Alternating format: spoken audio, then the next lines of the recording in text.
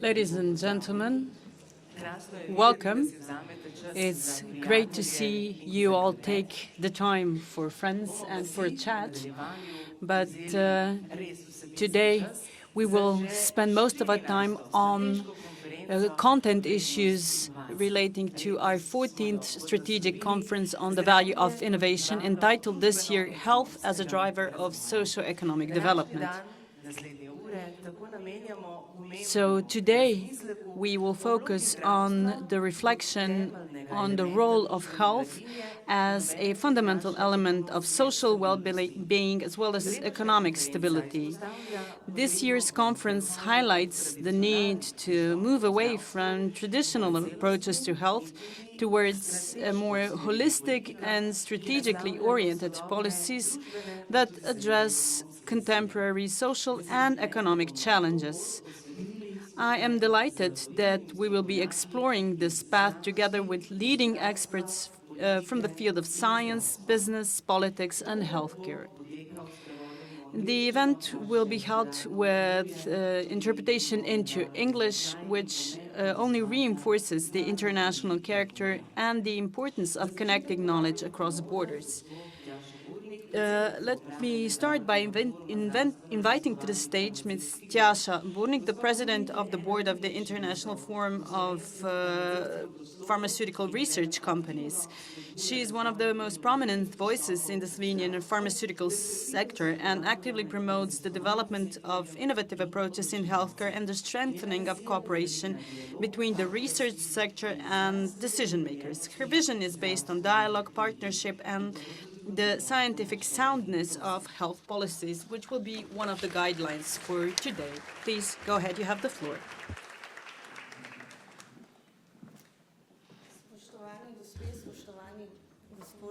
Ladies and gentlemen, dear guests, welcome to the 14th Strategic Conference on the Value of Innovation. I'm very pleased to be able to touch upon a subject that is key not only for our health system, but for the entire society and the economy. The topic today, so health as the motor of socio-economic development, is not a coincidence, and this will not merely be an academic debate. Speaking about health, we are often entangled in discussions about costs, staff shortages, financial limitations, and these are challenges that we face every day. But today, I would ask you all to shift perspective, to view health not only as a cost, but rather as an investment. Health is a fundamental value that touches upon all aspects of our life. Health is related to the quality of life, to productivity, to innovation and progress. A healthy person can contribute to society, which is reflected in higher productivity and higher economic growth. That is why it is key that we view health as an investment that brings long-term benefits. And here we touch upon the point where the economy and health not only come together, but are inextricably linked. For the economy, it is key that people are healthy, because that means less sick leave, less disability pensions, faster rehabilitation, longer fitness for work.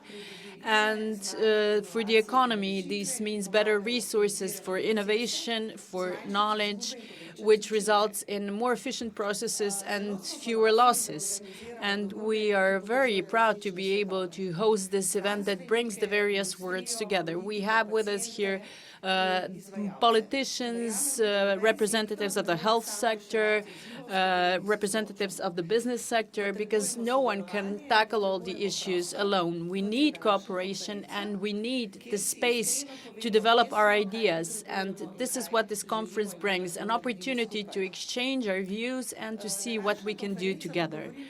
Today's conference will also mention the systemic reserves, as well as the losses that could be eliminated using new approaches. We will speak about prevention, responsibility, the discrepancy between what we know and what we do. But innovations are not only of a technical nature, they can be of a societal nature, they can be systemic. Innovations in health can include new treatment methods, digitization of health services, as well as new care models that will be better adapted to patients' needs. Innovation is also not merely a new molecule or a new device.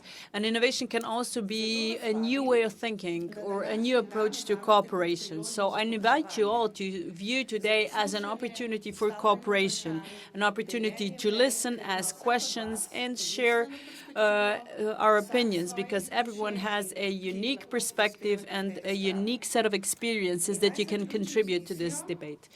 To conclude with, let me mention that health is a foundation upon which we can build everything else. If we want a successful economy, a stable society, a bright future, we need to invest into health together. Thank you all for being here today, and let's make today's event a new beginning that will lead to new debates and that will bring results in our health systems. Thank you very much.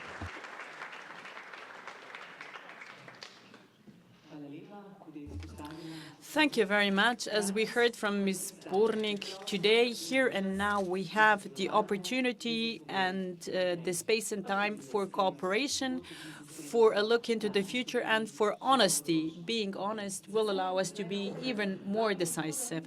And I'm happy to now invite to the floor Mr. Mitja Gorenšek, Executive Director of the Chamber of Commerce and Industry for Social Dialogue. He is also a state councillor and has been advocating for strengthening the competitiveness of the Slovenian community for more than 3 decades. Since 2018, he's been leading key economic policies at the Chamber of Commerce, where he's been working to relieve the burden on the economy, promote innovation, and make social dialogue more effective. Please, Mr. Gorenšek, you have the floor.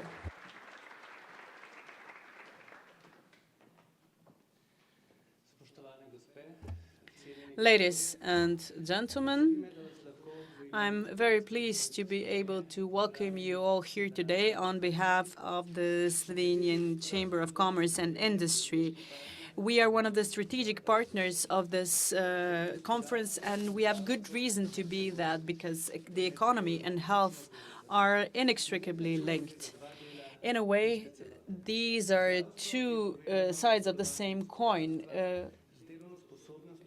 Health is related to productivity, the fitness of the labor force, and for the economy, it is important to have healthy, present, and motivated employees. That's why it is key that we have a health system that is well organized, responsive, and founded on expertise, because that is the only way we can provide treatment for those affected by disease and make it possible for them to return to their workplace as quickly as possible. However, a health system is not only about healthy individuals, but also about healthy institutions that provide for good stability and predictability in everyday business activities. Every day of sick leave is a lost opportunity, not only for the individual, but also for the company and the society as a whole. So without health and a functioning health system, no society can function. However, the economy should not only be a passive user of health services, it should become an active stakeholder in the development of the best solutions. Cooperation with the health sector is not charity. It's a strategic investment in the long-term sustainability of our society. Investment in the health system is not only a financial duty, but also a chance for development for our industries, for innovation. The economy is willing to participate because we know that health is a fundamental value and a strategic advantage. we are convinced that working together, the health sector, the economy, and the society as a whole can build a model that will function in the long term. A model where everyone will contribute their part so that everyone can reap their benefits. Thank you very much.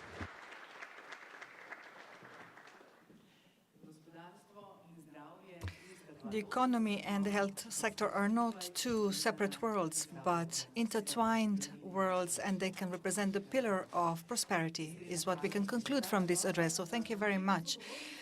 And the third speaker will be presented via a video clip. We will hear from Dr. Valentina Privolnik-Rupel, Minister of Health.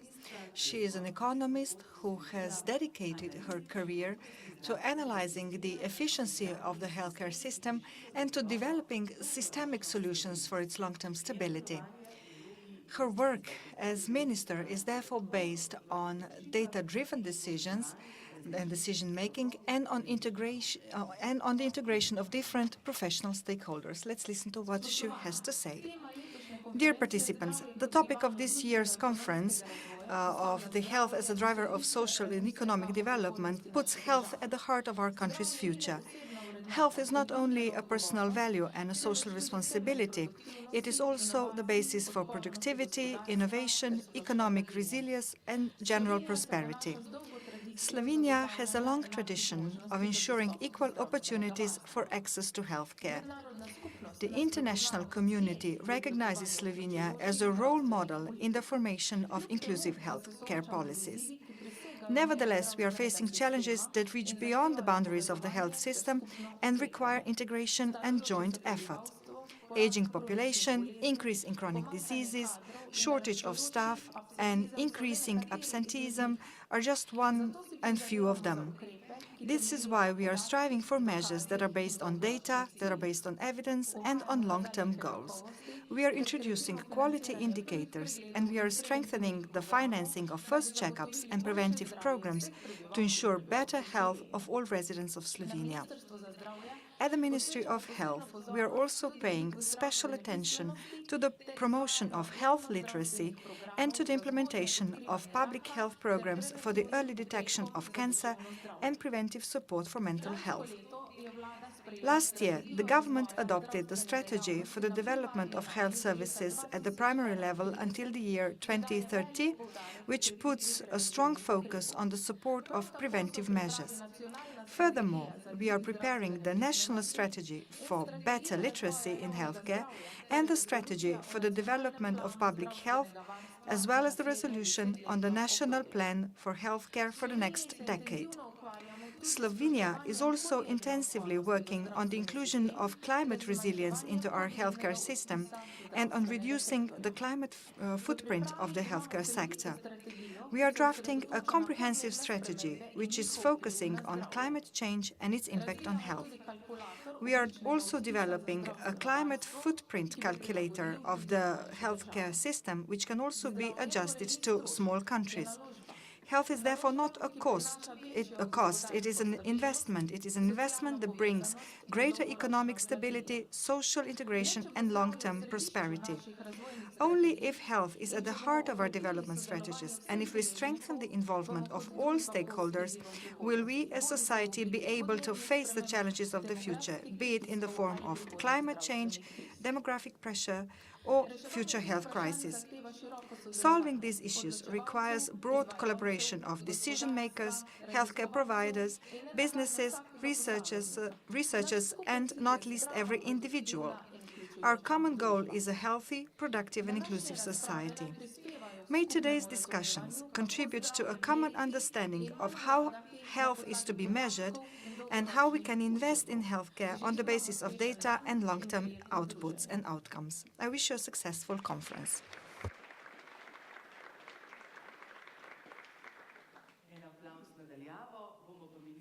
So this was a remote round of applause, but we will undoubtedly communicate the conclusions of this conference to the minister so that she can read them as well. And now we can start with the substantive part of the conference. So we will start with the outstanding lecturer, Dr. Alexander Zadel, clinical psychologist and director of the CAR Institute for Personal Development.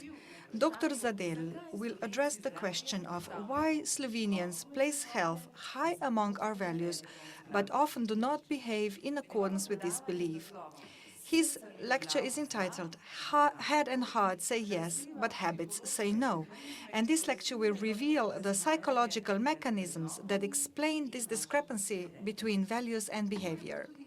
He will also discuss the impact of these patterns on social culture and on the functioning of the healthcare system.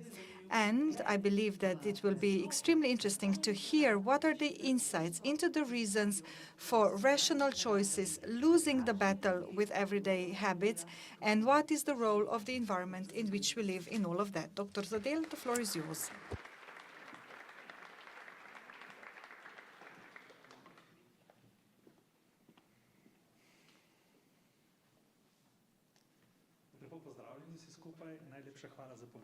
Good morning and welcome, and thank you for inviting me to your very interesting conference and for the trust you've placed in me.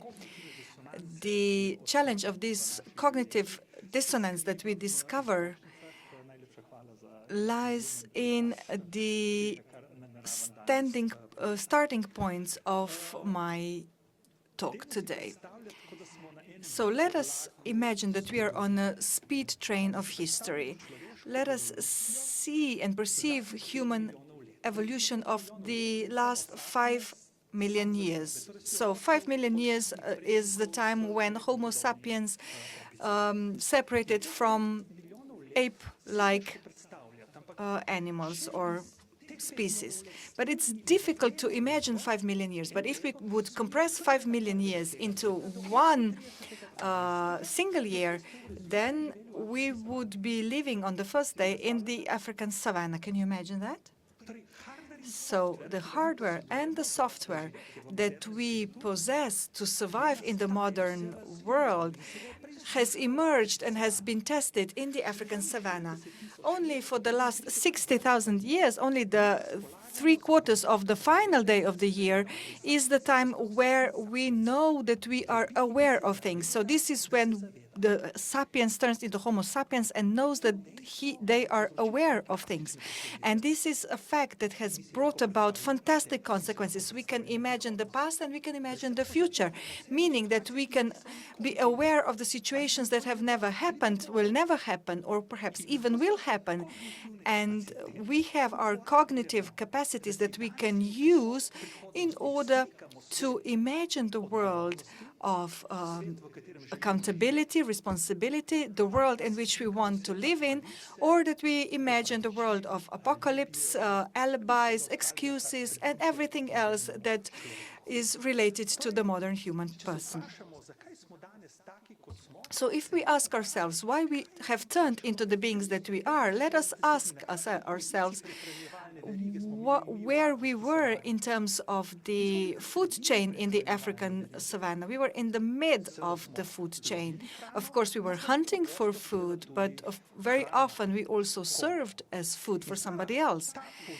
And this position that the animals that belong to the top of the food chain put us, and they acquired it through the millions of years, and the human only over the last 60,000 years. So when lions became faster, gazelle, other species turned faster. So today we have the king of animals who's cool, who's relaxed, he's just lying there waiting. So what if it rains? And what if I just moved over there? What if I stepped on a sharp object? So the human person today is the reflection of whether we have really learned the lesson of these 60,000 years, the position that we were placed into, and are we able to learn the lesson that we learned? So the strategy of waiting if you are in the mid of the food chain, is key for your survival. It is key that you're able to that you become frightened. If somebody, if there is something lurking behind the bush, it is very important that you have this feeling of fear, of insecurity, of the ability to wait it out. And it's not uncommon if we imagine that we are miserable because we were born to this family, and how lucky everyone else is who were born to better families and to better conditions. And then what happened to us? Consumerism, people. And this is how we entered capitalism. We stepped out of our rural, basic environment where everybody knew each other, where we felt relatively safe. And unless you run, unless you are the first, unless you are the the most excellent, the most unique, then you won't succeed. So what do parents say to children who are struggling with maths? You're extremely smart, but you need to invest a bit more effort. So otherwise, you will have to put things on the shelves in the stores, or you will have to help out to people that are better, that are doing better. So the whole life is a battle, and we are obsessed with it. So we ask people in psychological practice, for those people who we do not really know whether they feel well, and we ask them, how would you like to feel? And any normal people will say, I would like to feel well. Yes, everybody wants to feel well, as you so vocally responded. But what is the path to us feeling well? We need to do something. And what is it that we do? We all breathe, we all eat, we all sleep. And if we find a common denominator for everything that we do throughout our lives, from our first breath until our final breath, we could say that we are not doing anything else but to satisfy our needs to a smaller or bigger extent. And whose needs are we trying to satisfy? Our own, well, indirectly, and the needs of others directly. So if I feel hungry, and Barbara also is hungry, we call ourselves on common names because we've known each other long enough. So if we buy a sandwich and we divide it, we will both be okay, but some needs are not satisfied in the same manner. So we have the need to feel loved, to have self-confidence, to feel respected. It is a need, but what if you're not appreciated by anybody else? This results in big issues. So in order to satisfy these needs, you have to have a good self-image, but also some feedback from other people that they appreciate you, that they respect you, take you into account, and that they care for you and love you. And then, in this case, our needs will be satisfied. And how do we feel? Well. So when our needs are satisfied in a quality manner, we feel well, and in the opposite case, we do not feel well. And a modern human being wonders, well, what are my needs? So let us just swish through these needs. And perhaps you can also read about the theory of choice. So what is the first thing that you do when you are born? Well, you breathe in, your midwife will check your body functions, and we say, well, the first group of needs are the needs for survival. The next evolutionary question, and I'm touching upon evolutionary psychology today, is, well, the person as he or she is, can they survive in the world of today if they only take care of themselves? Or if they want to survive better, is it important for people to cooperate, to collaborate? So is it easier for people to cooperate to continue the race? Yes, the answer is yes. Those of our predecessors who felt the need to collaborate, to work with others, they had better chances of survival. And if you put all these needs into a line, because there is no need that is more important than the other. It's of course very important that you are fed and that you sleep, but if you are not communicating with other people, then you won't be feeling okay, because without one need, you cannot satisfy the other. If a child is hungry, let's say that he's 1 day old, he doesn't have a mother next to them, they will protest, and they will cry and request services. And if they are successful in doing so, they will get this service. So in doing so, they start developing their self-perception, self-image, and self-awareness.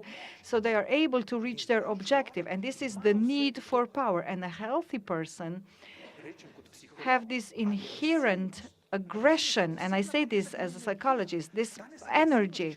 And today, if a layperson mentions the term of aggression, it's deemed negative because we link it to violence. And these are two very different topics and things. In elementary schools and in secondary schools, there is so and so much violence. No, no, no, it's not true. There's a lot of aggression, and you need to learn how to express aggression in a manner that is acceptable to the society. So the key to satisfying the need for power is that you satisfy it in the way that you do not jeopardize your need for belonging, and we are learning how to do this throughout our lives, right? And some people know how to say please, thank you very easily and very quickly, while others will cry out and demand things their entire lives.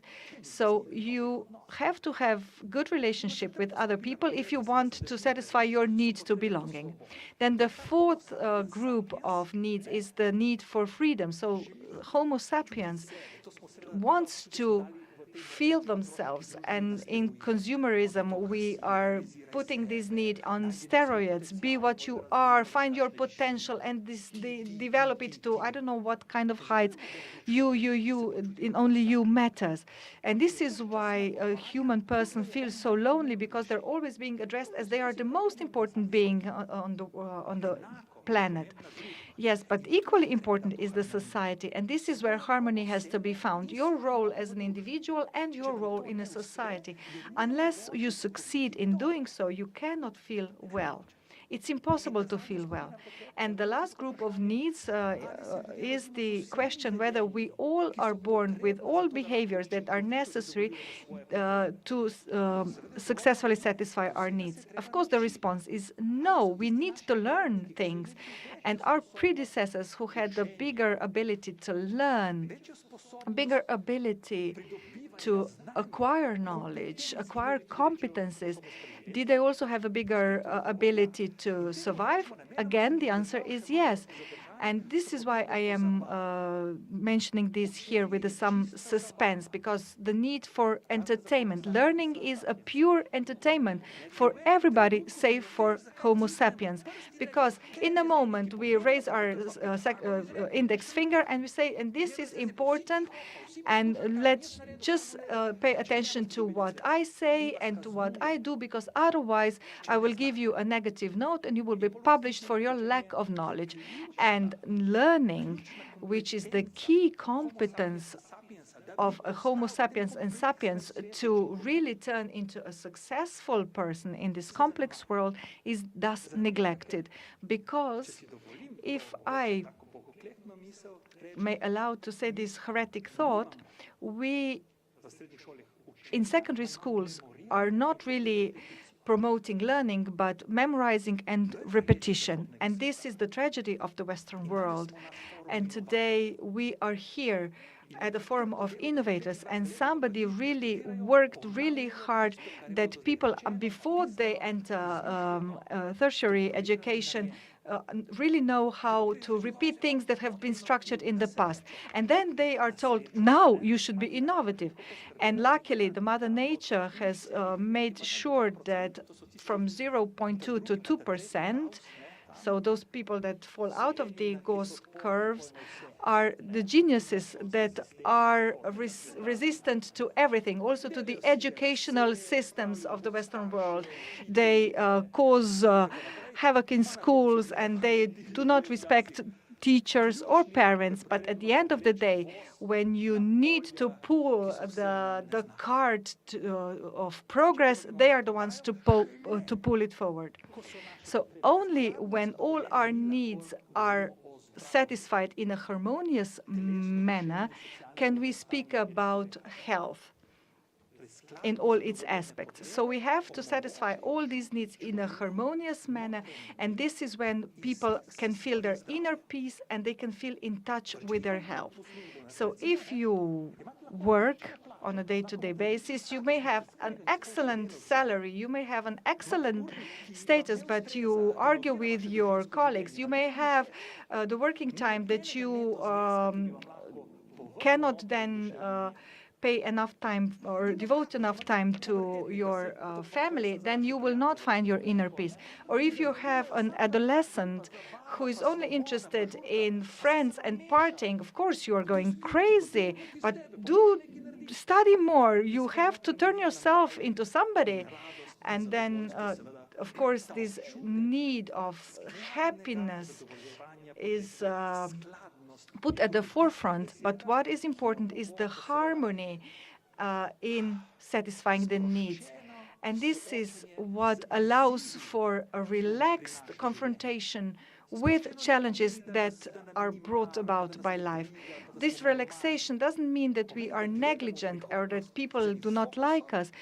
Rather, it means that we are looking into the future with certain focus, and when challenges appear, we will step up to them. And we are not really worrying for the future in vain, because what happens if they do not clap when I want them to clap? What if they do not pay attention to me? And even when things are okay, they are finally not okay because we are apocalyptic in our way of thinking. So the conviction of a modern person that happiness and satisfaction are based on circumstances, i.e., a good partner, healthy children, and housing. This is all an illusion. This is why people are consuming your medicines, your pills, because this is not enough. Because in order to get there, you need to be active. You feel your family when you are proactive. You satisfy your needs with a proactive behavior. The sandwich will not move on its own. You have to move towards it and pick it into your hands and eat it if you want to satisfy your need. So we need to live our lives if we want to get to the final objective of feeling well and being healthy.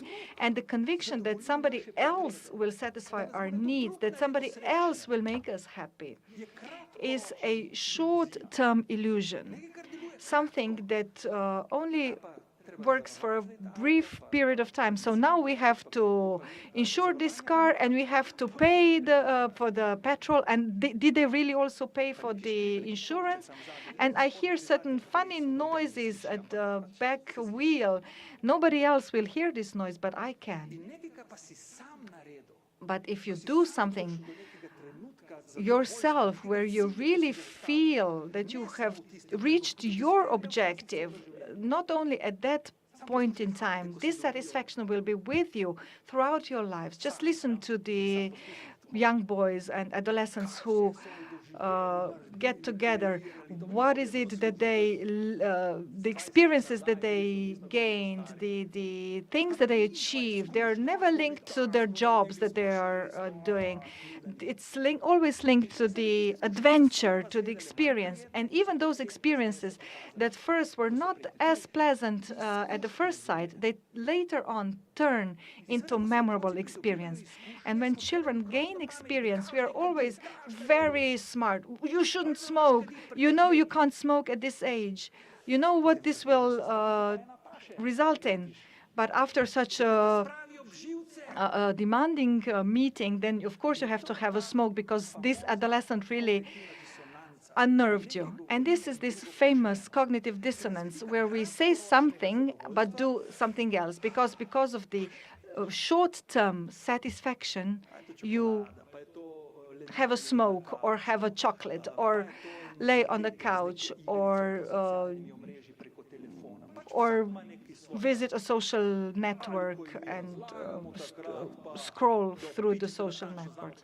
But when we explain our children and other people, we can all list all the tragic consequences that will result from their risky behaviors. And of course, we as parents have the possibility to let the children play and gain their own experience. But no, modern parents have to participate. They have to show their children how a tent should be put up. And they invested 3 hours into putting up a tent. Oh, poor parents. But yes, mom loves her son. And because she loves him so dearly, she helped him. And they really felt each other, because this is where you put the line and the stick through. And this is how they really got this best connection. And then you see how the consequences of a less effective behavior turn out. Of getting hurt, of being bored, and well, no, this is all prevented by your parents. Your parents prevent you from feeling what is happening to you. And of course, in the end, you fall sick. Somebody happens to you. When I was young, people were saying to me what will happen to me as a clinical psychologist. And of course, you do hear many things. And I said, oh, luckily, this is not happening to us, but you turn my age and things will happen to you. And people who you really love immensely, they will either turn ill, or you will fall ill, or somebody will move away, somebody that you love dearly, and somebody will move into your house who you hope that will never move into your house. So we are not different in terms of what happens to us, but we are different in terms of what we do when things happen to us. And when you enter a certain system, what does Slovenia say? Well, I belong to you. I took your pills, but they didn't kick in as they kicked in with my friend, because of your lack of trust into these pills. So these pills only function and only work well if you place certain trust in them. So when I enter your system, I only have 20 minutes, and I'm only able here to say some anecdotes. But do I perceive myself as an active co-creator of my health? I think that one of the biggest innovations that you all can contribute to is that you give us a feedback that, yes, you will do your part of the job, be it that you are a pharmacist or a doctor, physician, but the other part of the job is up to you. So you are our family, you are our circumstance. But whether we then really are able to dance in that room with our family depends on us, on our choice. Do you want to go to work, or do you need to go to work? Can you imagine? You have to go to work for 40 years. And can you imagine? I need to go to work. I need to pay the bills. I need to pay the taxes. This is now the common mantra. If it's perhaps not really linked to your conference, but when do I start to worry? If somebody wants to work 100 kilometers away, I have no problem with that, but they will not insure their children in Croatia or educate them in Croatia. They will still educate them in Slovenia. In Macedonia, the salary tax is 10%. Yes, but once a tragedy happens, they are left up to the ability and the capacities in their local hospitals. So isn't it better to have a first emergency clinic close by? I'm not an economist, so perhaps I'm not really addressing what you think, but to want or to have to, this is really, this makes a big difference. So to conclude, then we think of, yes, people have to do and clean up after lunch. Yes, everybody agrees, but once the lunch is over, everybody stands up and leaves into their own rooms. It would be really good if people got organized. It's really good to live healthy. And it's also important to change the upbringing. So yes, that we reduce the cognitive dissonance and to turn the present satisfaction of this dopamine injection into something that is more valuable and lasts a longer period of time. And of course, if we as individuals were much more responsible for our health, this would mean that the society as a whole would become more responsible for health. But then we take a coffee and nothing changes. So unless we change the concept that we start adopting our short-term decisions in line with our long-term interests, unless we allow our children to experience and to fend for themselves. Have you had lunch with your children? Why are we here? Why won't we get served first? When are we free to go? It's really a frustration for them. And how do parents resolve the situation? Well, here's my handphone. So the experience of boredom, which will always bring about a certain innovation. So either you will carve beautiful letters into that dining table so that nobody sees, or you will throw crumbs of bread to the dog at the next table and perceive and observe what happens. Well, if this is not allowed and this is not there, then you are deprived of a life experience. And this is also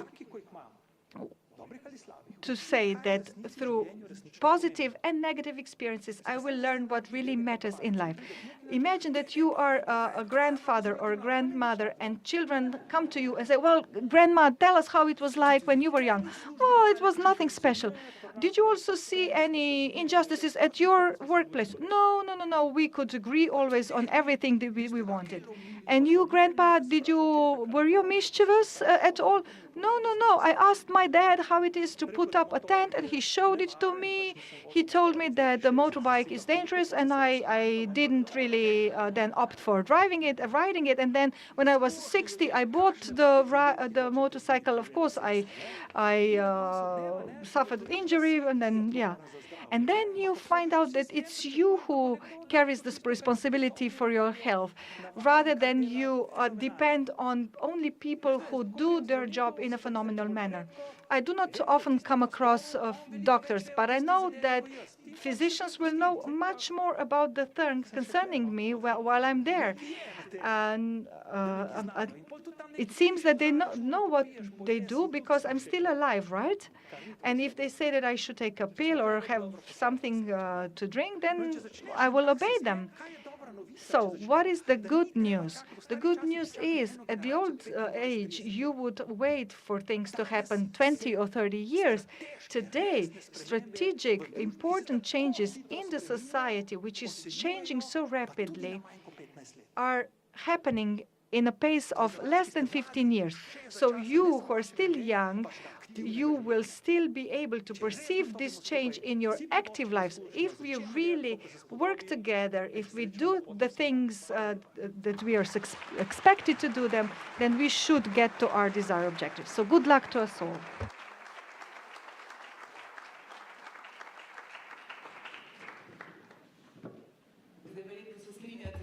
Well, I think you all agree that the name of his institute is not CAR, but actually Tsar as the ruler. Well, thank you very much, and it will be a hard act to follow, but I'm convinced that the next lecture will be just as interesting and exciting. Our next guest is Dr. Petra Dusinovic-Bunch, a renowned researcher and lecturer at the School of Economics and Business at the University of Ljubljana. She will present the importance of health economics as a key support for economic development.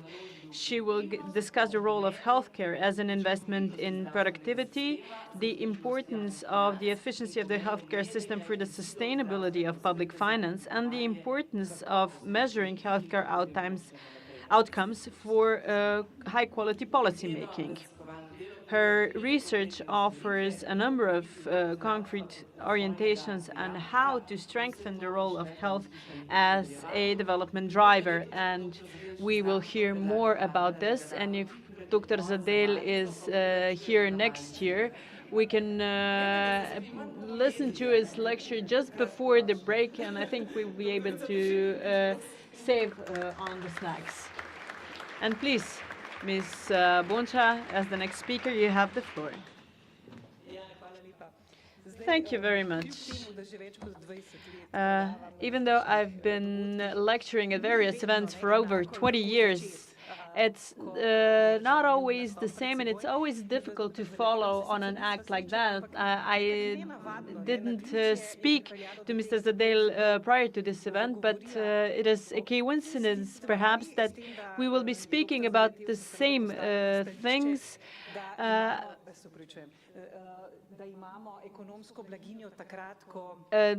Only that Mr. Zadel spoke about economic well-being as a state that occurs when we feel well, when our needs are satisfied, and I will be speaking about how we can measure economic well-being, and we measure it using indicators that are unfortunately unable to capture everything that was mentioned. So we measure our economic well-being in terms of GDP. I'm sure you all know this indicator, but for years we've been speaking about the need to change our approach. There are a number of books on how to measure our well-being through other terms, and hopefully in the field of health, we will be able to take a step away from focusing merely on the GDP and also taking into account other aspects of our well-being. The GDP that we measure and all the indicators in health, if I ask you to list some of the indicators, you would probably mention that we allocate 9.5% of the GDP for health, what's happening with economic growth, that it's on the decline, how we want to ensure the additional revenue to finance our health care, etc. But the GDP is our measure of our production capacity at a certain point in time. However, the GDP as such does not speak much about our economic well-being. We have a lot of work that is unpaid but is of key importance in terms of self-sufficiency. Slovenia is a very positive example, and whenever certain services can be provided in such a way in society, this is a key element of our productivity in the broadest term. And what you can see here is a whole other set of elements that is not included in GDP, but are very much in line with what we heard from the previous speaker. And if you see the ellipsis here in my slide, you will see that even though GDP is still used as a main measure, it is not because that would be the best measure, but because it's the clearest and easiest to calculate. So there are many challenges related to capturing what is less tangible, and hopefully we will find some way to move away from the GDP and to also capture all of these other dimensions. Now, I would like to go into detail about some of the aspects that are mentioned here. Why? We started our debate by saying that health should be perceived as an investment rather than an expense. But when speaking about investment, we always speak about the economic viability, about the benefits, about the return. And if we want to be able to assess that, then we have to have some efficient way of measuring things, which does not focus only on production capacity. But if we look at the health sector and try to see where its place is in society, one way of seeing this is to see how much the provision of health services contributes to the GDP. It's a matter of statistics. If you see the structure of the GDP in Slovenia, you see the contributions of the various sectors. But if we look at healthcare services and the contribution of healthcare services, the contribution currently lies at around 4 billion. But healthcare services are not the only thing we need. It is only normal that health services are related to medical devices, medications, drugs, etc. So when trying to evaluate the value of health in terms of production, we also need to take into account certain other types of activities. And fortunately, even though we sometimes forget about this, we are one of the first countries that developed the so-called national health accounts that do not only view the health sector as an isolated sector, but try to view healthcare in the GDP in the broader sense. So these are the numbers that we come across most frequently. So around 5.5 billion euro was allocated to health in 2022. It's not that I forgot to include more updated information. This is the last information that I have available. And you can see all of the aspects that are included: so curative care, medication, long-term care, prevention, medical devices, etc. So the share of 9.5% that we often hear relates actually to everything that you have in this list. But even this definition of health is too narrow. So what we're speaking about today is that we need to take a broader view and take into account various other impacts. This means that we need to also consider the impact that health has all along the value chain. Health is related to a number of sectors, and we don't always measure everything in terms of income, but higher income allows us to better fulfill our needs. So here you have an example of how the sectors are interrelated. You have inpatient care, so hospital activity in this center. And you know what happens if we increase expenditure in one of the sectors. On the one hand, the services used by us as users will generate added value, but will also result in an increased activity in other sectors, in increased use of medication, increased production of hospital beds, for example. So whenever the demand increases in one sector,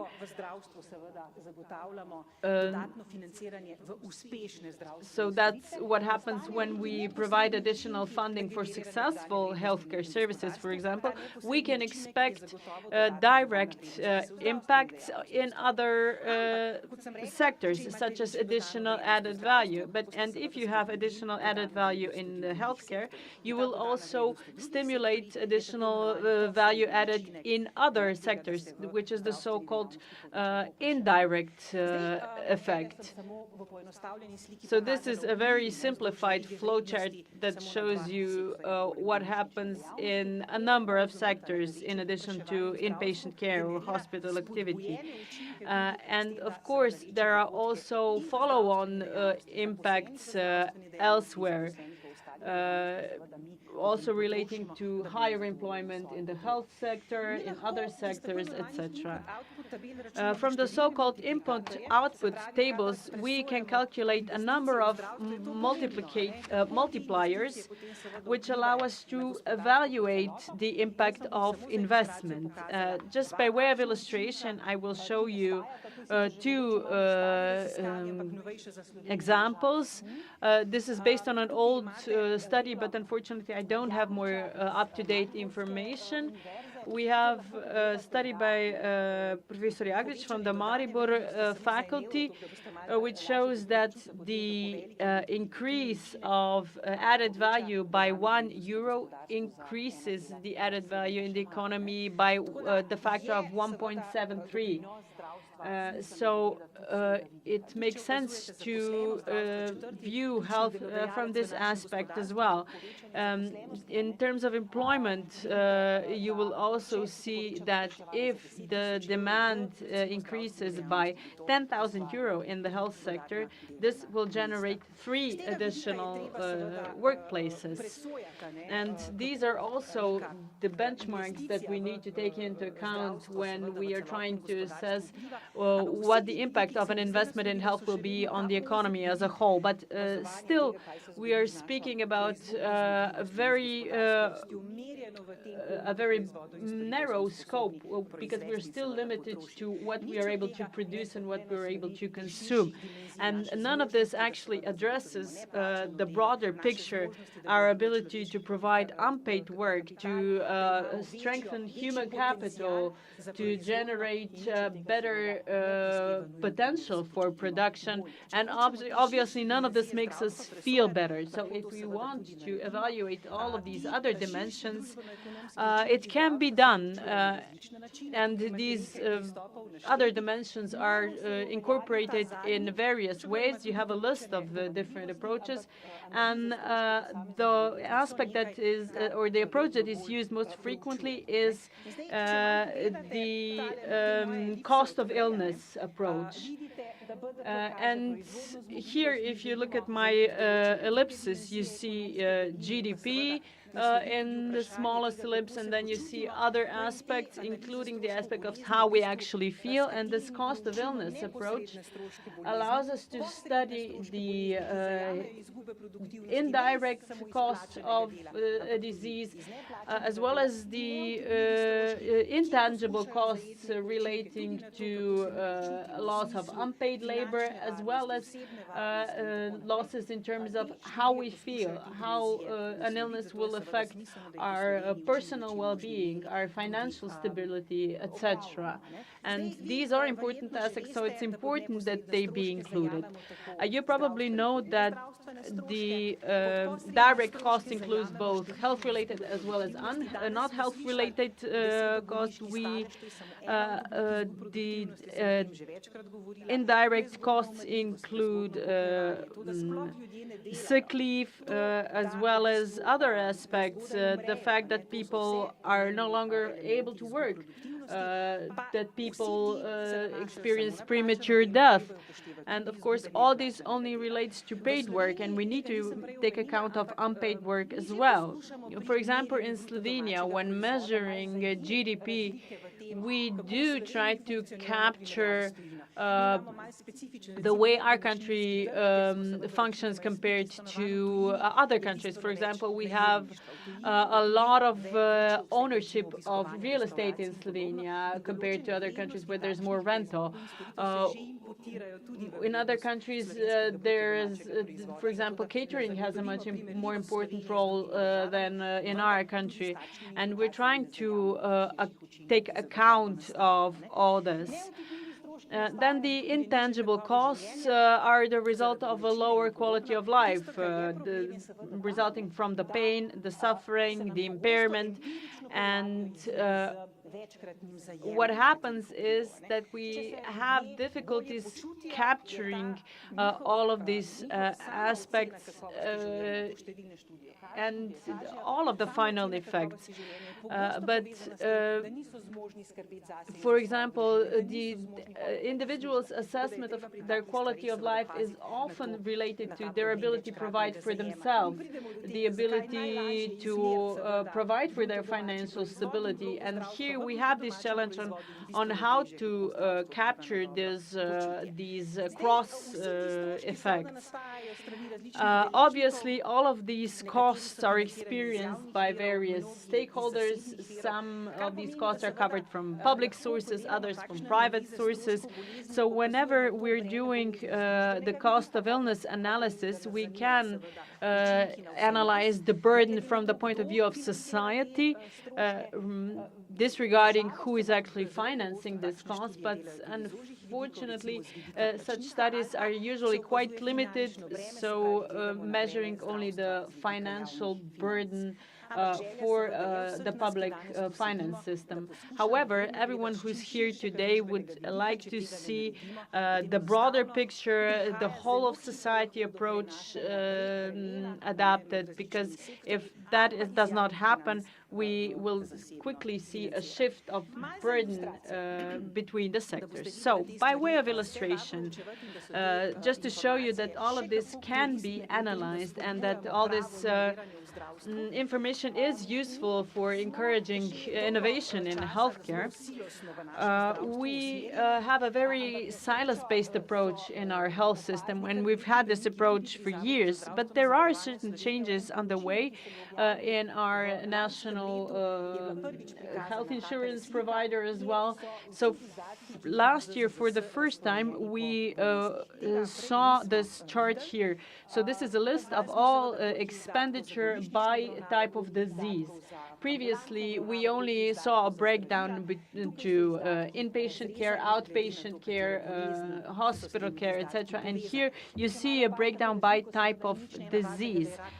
It's no surprise to see cancer in the first place, cardiovascular disease in the second place, and as the third most frequent diagnosis, you see contact with medical services. So there are challenges in coding here. However, these can be overcome if we ensure an exchange of information, if we improve the monitoring of what happens as the disease develops, what happens after the end of the disease, then we will also get a clearer picture here.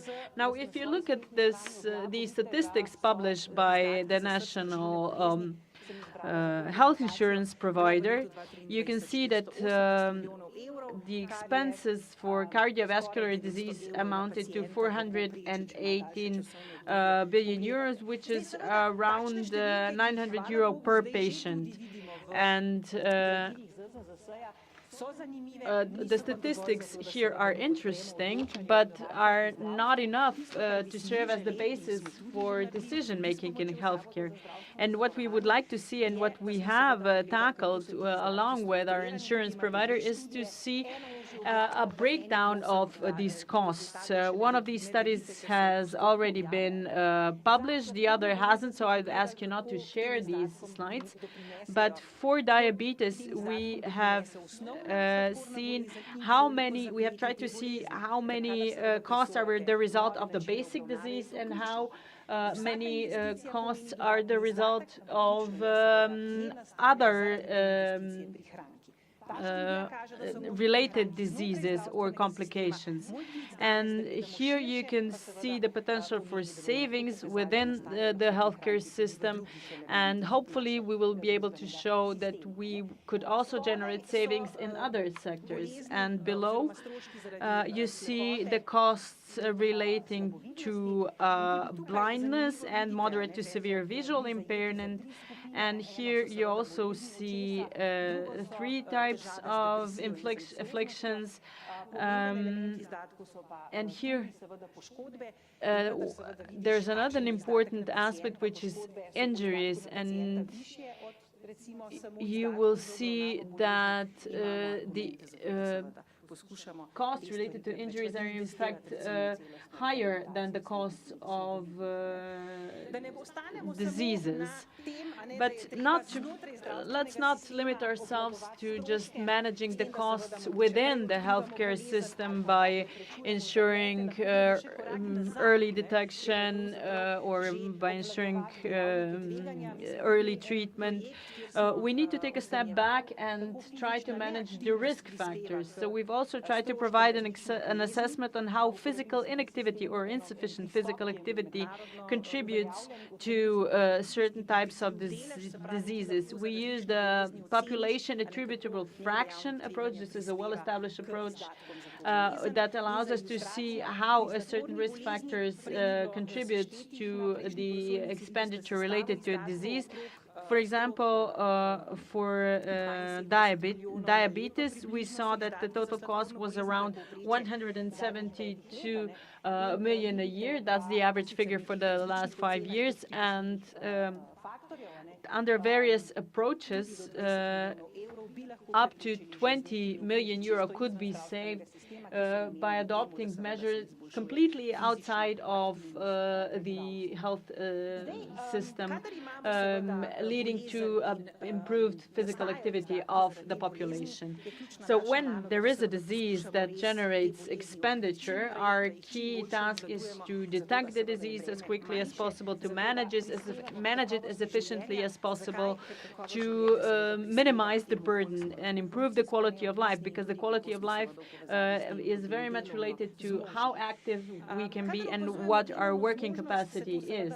And when speaking about working capacity, it is always related to productivity. We would like to see as little loss of productivity as possible, and slower growth of the GDP can be the result of the loss of working capacity or productivity, particularly if we have a reduction in the number of the working population, as has been the case in Slovenia. So just to give you some details, 418 billion was the total expenditure for cardiovascular disease. And here we try to analyze the persons suffering from cardiovascular disease to see to what extent they're still able to work and how much the sick leave costs us. If we look at premature death, the burden is even higher. And a recent analysis that is still underway is related to migraine, and it's also interesting to see that there were relatively few direct costs in previous years. Now that we have prophylactic medication available, the expenditure has increased, but these are really only migraine-specific medications. This does not include the general headache medication. So the cost here is around 5 million euro. Sick leave is assessed to be at 1.6 million euro. However, there is an important statistic. You have over 13,000 recipients of the innovative migraine medications, and over 11,000 of them are not on sick leave. And what does this entail? There's a lot of presentism, so people who do go to work but aren't really able to work. And there are also a lot of people who go into early retirement. So we have to include these aspects as well. And we need to see that a certain part of the burden is outside of the healthcare system. Then we also have a master's thesis that is being prepared about dementia. So if we look at the burden of dementia, thank you, Natasha. She's in the audience, and she allowed me to share this information. She has assessed the direct and indirect costs for both the patient and the caregiver, and this includes both the paid and unpaid labor, just to make it clear. And the results are the following. That the cost of informal care accounts for the vast majority of the expenditure here, whereas these numbers do not include certain aspects such as secondary patients, etc. But we definitely need to take this broader approach, because what happens otherwise is that the burden is just transferred from the healthcare system into the family. It's also interesting to see what we can do about evaluating intangible costs. There's a recent study relating to the financial toxicity of cancer in Slovenia. It's interesting to see that the declared level of financial toxicity is relatively low in Slovenia, which is an indicator that cancer treatment is well covered by our health system. However, we still see a low correlation between financial toxicity and the assessment of the quality of life. I mentioned earlier that when assessing the quality of life, do you take into account your loss of productivity? And many studies, including one study that is still underway, show that people who suffered from, for example, from rheumatoid arthritis, do not take into account the loss of productivity in their assessment of their quality of life. However, many individuals do. So that means that the loss of productivity is already covered in the assessment of the quality of life. Then there's another study that is being prepared relating to multiple sclerosis in Slovenia. This is a study prepared by my colleague, Mr. Samt. He's also trying to touch upon the various aspects of the disease, including the intangible costs such as pain, suffering, reduced quality of life. The assessment here is quite high, but there's always a dilemma relating to how this can be measured, because maybe the ability or willingness to pay for care is not directly related to someone's level of suffering. So some caution is called for. And another result that I would like to share with you is the following. It's quite fresh. We are performing a comprehensive analysis of the working capacity of the Slovenian population. Over 1,000 people were included in the survey. And the aim of this study is to see where the work capacity lies. I only have a limited set of results here because the conclusions are not final yet. But you can see here that employees in Slovenia show a quite high level of working capacity. And what is interesting about these results is the following. It may be that the sample is limited, but you see really where you really see a reduced work capacity is among patients with cancer and among patients who complain of a poor access to health services, among people who have been smoking for over 20 years, among people who are engaged in physical labor.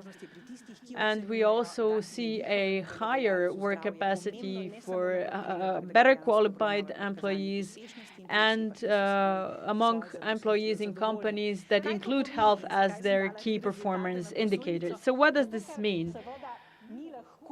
It means that there are a number of measures available that allow us to affect what kind of diseases occur, how these diseases are managed, and if we have better healthcare, if we have a better working capacity, that this can result in a better productivity. In practice, there are, for example, a lot of people with cancer who are kept on sick leave and prevented from returning to their jobs. So what can we do?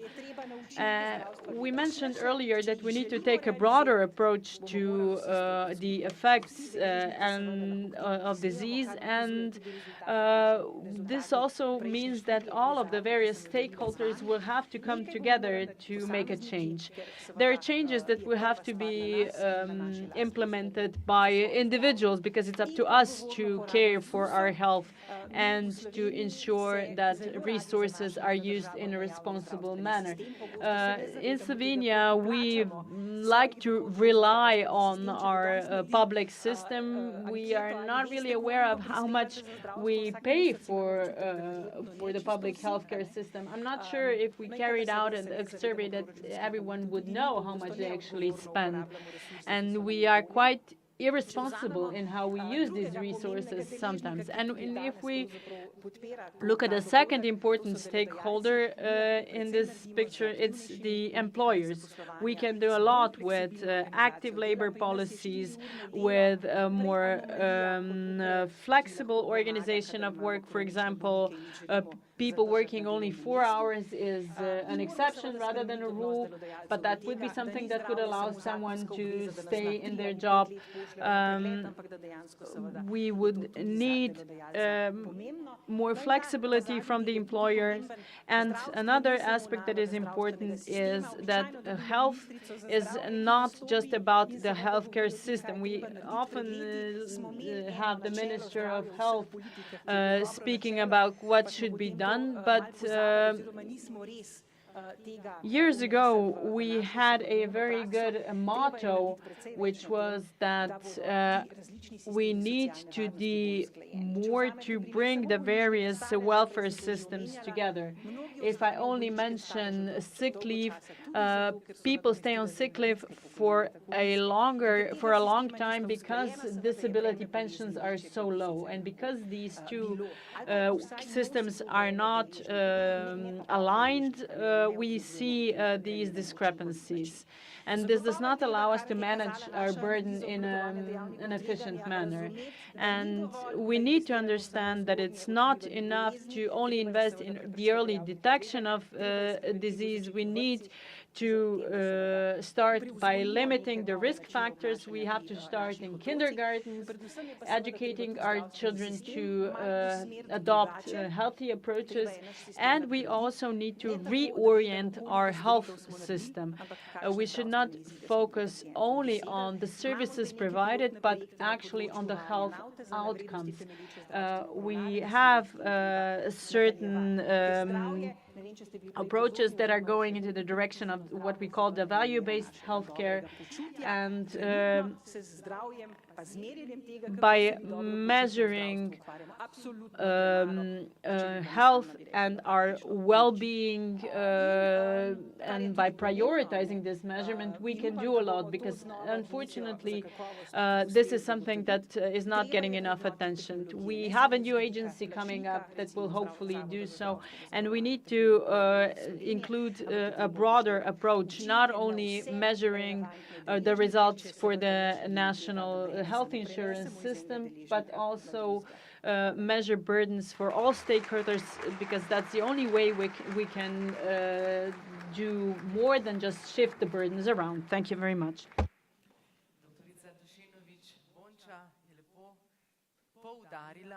Dr. Tošenović-Bonča has underscored very nicely that understanding healthcare sector should be seen not only as the user of public funds, but also as co-creator of innovation. Now I would like to invite to the podium Associate Professor Dr. Branko Gabrovec, Director General of the National Institute of Public Health. His lecture is entitled "What's Next for Public Health?" and it will focus on the development of systemic approaches in public health, improving cooperation with other sectors, and the role of the National Institute of Public Health in the drafting of sustainable policies. So he is requested to join us on the podium, but while guests are coming and leaving, because this is a strategic conference of the value of innovation, you can always stand up and then take another seat, because as we could hear from the first two lectures, it is of primary importance that we all take care of our own health in the first place.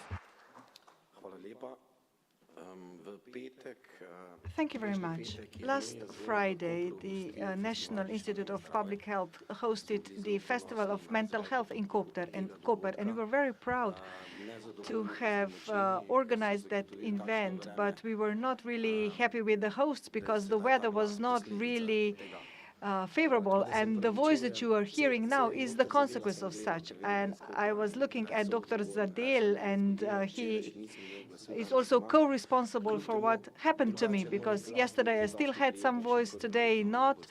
But nevertheless, my voice is not very pleasant in general, so you won't really notice any difference. So thank you very much for inviting me to this conference. It's always very opportune to present the importance of public health. And I would like to thank the previous speakers for their introductory two lectures, so that I now only have a couple of things to add.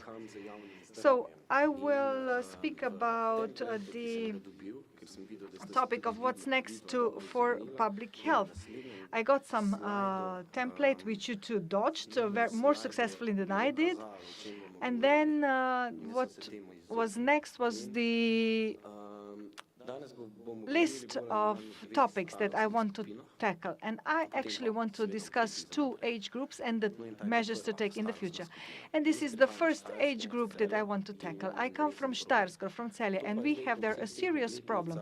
We are now celebrating many anniversaries, and we are always putting up poles and stealing traffic marks, traffic signs, and some people actually, as me, are very much against it and prohibit anybody to do the same to us, but there are people who put up their own signs.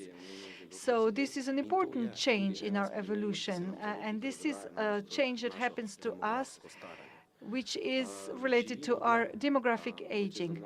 We are leading longer lives. So we gained independence in 1991, and since then our life expectancy has increased by as many as 9 years, meaning that we are leading a noticeably longer life. I'm not sure whether we are really able to adjust to that, but we do live longer. And you can see how much longer on this image. And this part of the population above 65 has increased. This portion of our population has increased significantly. So previously, we had 10% of population above 65. Now we have 20%. And you see that this increment is almost 30%. So these are immense changes. Of course, this is not something that it is only we that experience. In Europe, we are among the countries leading in that respect, but we see these changes across the globe. This is the graphic from the WHO, and shows that more developed societies and the societies where healthcare systems are better all experience these trends. So these added years that we have received, we are now starting to live them slightly differently. I remember how Dr. Zadel lectured also for the Public Institute, the Institute of Public Health, and he spoke about different generations. And it is true that younger generations now think in a different way. I was perceived as odd because I was not yet married at 20, and I didn't have my second child at 25. But now this is considered normal. These generations now actually go and study, and then when they finish their studies, they want to go and travel. What do you mean travel? Because I actually spent my whole salary before I entered employment, before I got employed. So we got these additional years, but what it matters is that we do not live these added years in better health, which would be desired. So the aim of public health policies should not be only to extend life expectancy, but also to make sure that these added years are lived in qualitative manner. In addition, our birth rates is dropping. In Slovenia, it's dropping even more than elsewhere in the European Union. What else is happening to us? What are the causes of our deaths? We see that the leading cause of death among men is already cancer. For ladies, it's cardiovascular diseases. So if forecasts are valid, then after 2025, 2/3 of men will be dying of cancer, and 1/3 of women will be dying of cancer. then continue.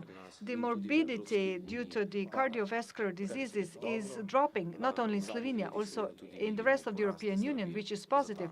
And we also see the increase in medicines for that purpose.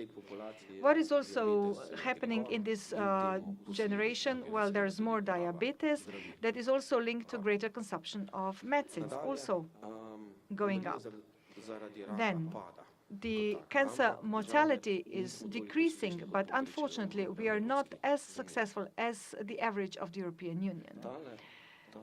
This slide is here. I don't have a very smart comment to it, but those of you who live in Goriška region, you will want to see what is going on in your region. So the added years that we get are mostly spent with non-communicable chronic diseases, cancer, overweight, diabetes, and we leave them as fragile and frail people. We are more vulnerable for external stressors, and thus we become frail. And frailty, of course, is increasing progressively through years, and it is also linked to multimorbidity. Dr. Bonča has mentioned several diseases, but if you are frail in the system, we will use 150% more funds for you than for those of your colleagues that are not as frail. And we will spend 400% more for you when you're frail than when you aren't, which is a very telling information. This is also a very telling graph. I know that it's self-obvious. You see what it's all about at first glance. And this is why I always show it to my students. So this is the survey done by Dr. Bird, professor in aging in Australia, and he studied the physical capacity and physical ability of women depending on their income. To put it simply, how frail, how strong women are if they had higher income in comparison to those who had lower income. And what does the graph tell us? That those who had higher income also have better health, right? And what is it that we can draw from this as public health institutions is that all those who have lower income will suffer from higher healthcare needs.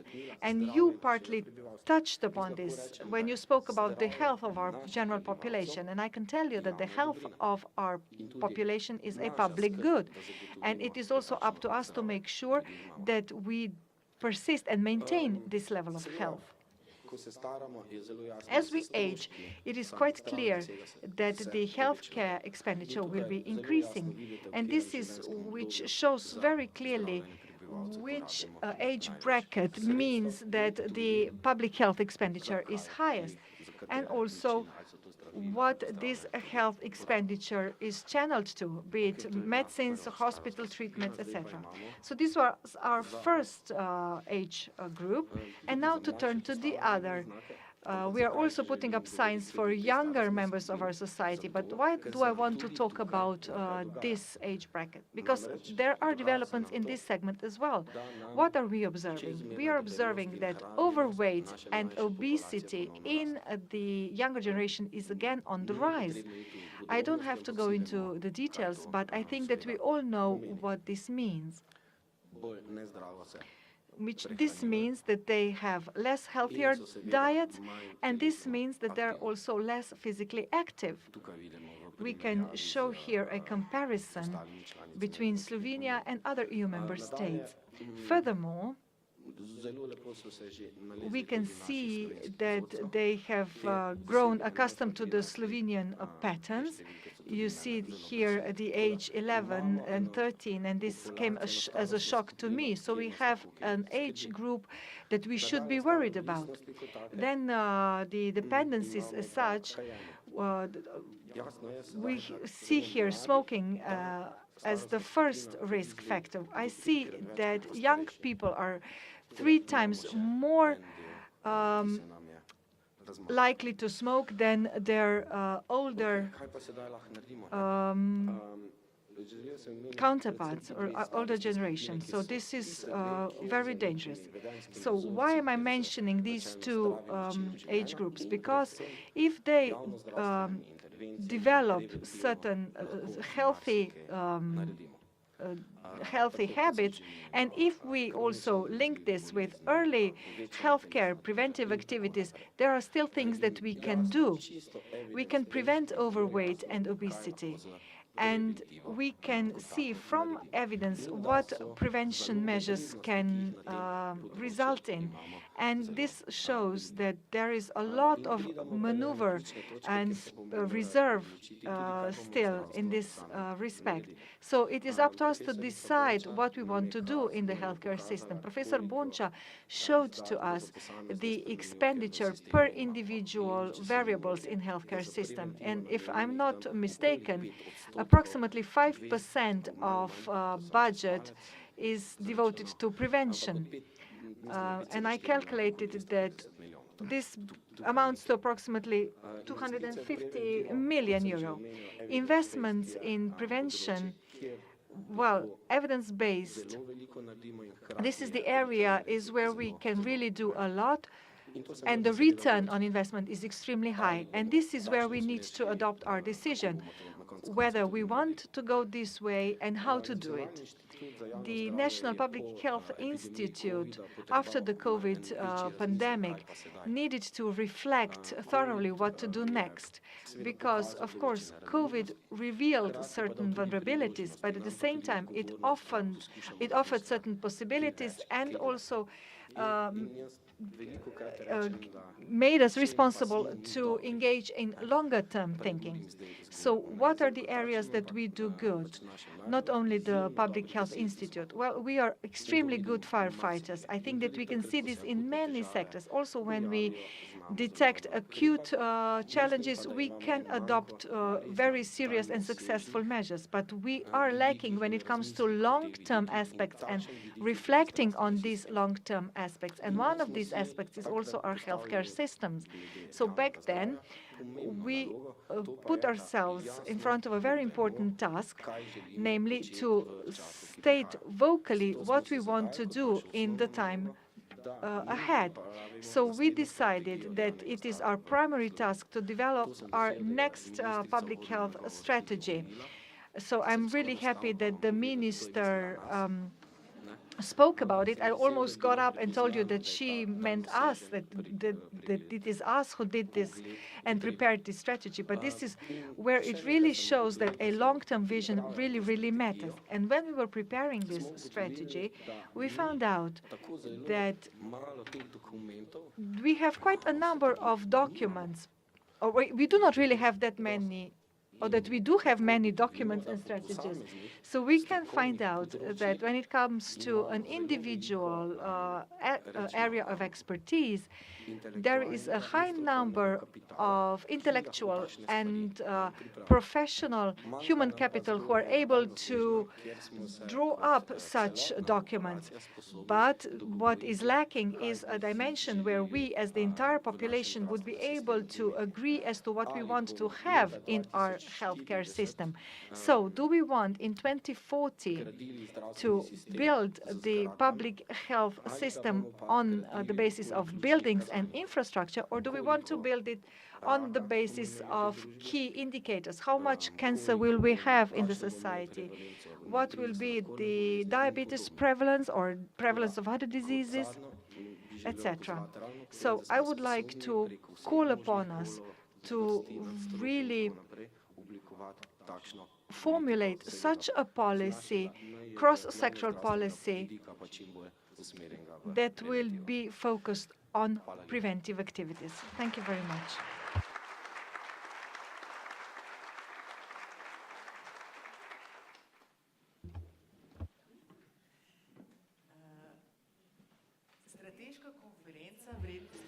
The strategic conference on the value of innovation is innovative this year in terms of time as well.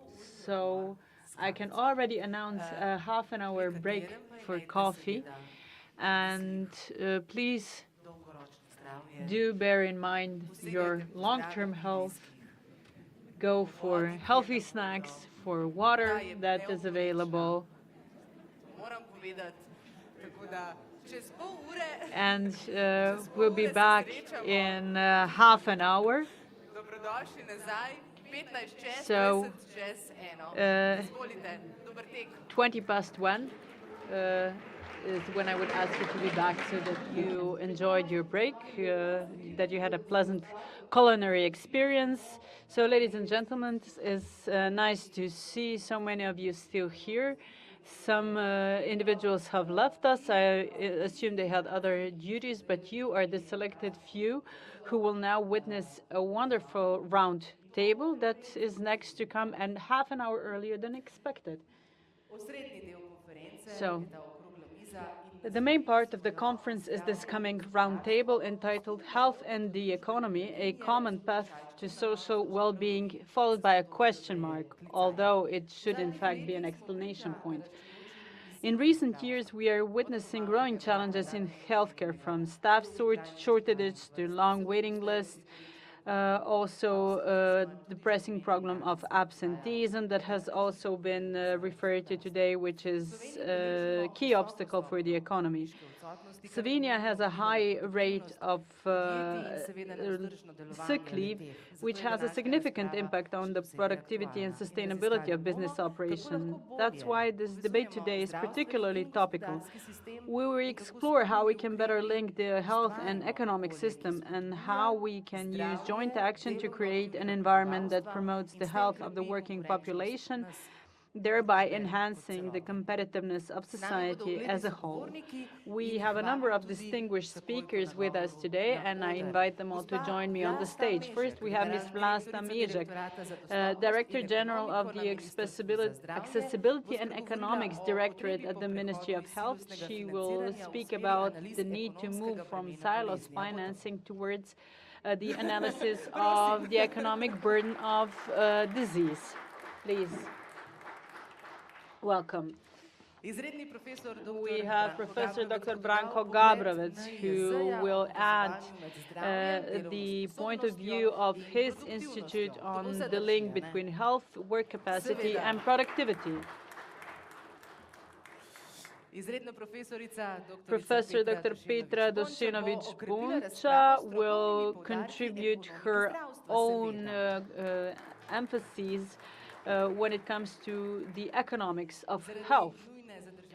Unfortunately, Mr. Evans cannot be with us today, so we will have with us Ms. Barbara Glinczak, the Director of the Legal Department of the Chamber of Commerce and Industry, who is also a renowned expert in the field of commercial law and assists companies in understanding and implementing legislative changes and ensuring business compliance.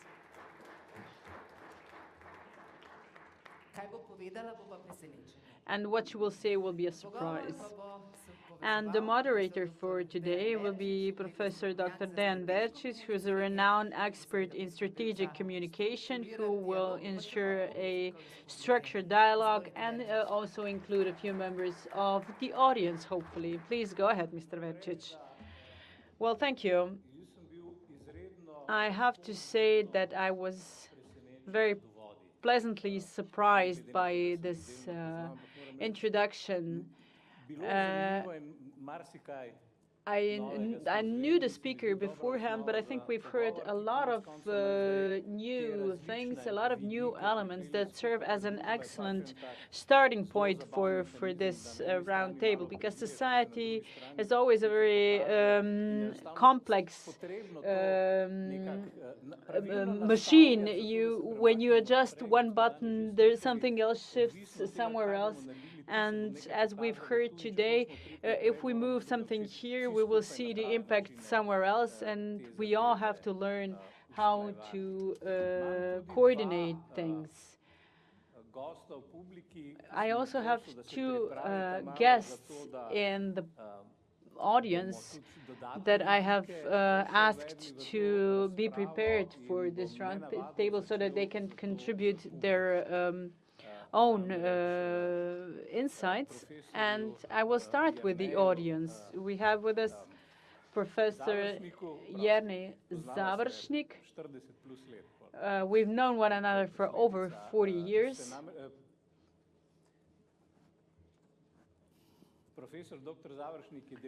Mr. Završnik is the director of the outpatient clinic in Maribor, also a professor at the medical faculty in Maribor. I could provide a long list of his various functions.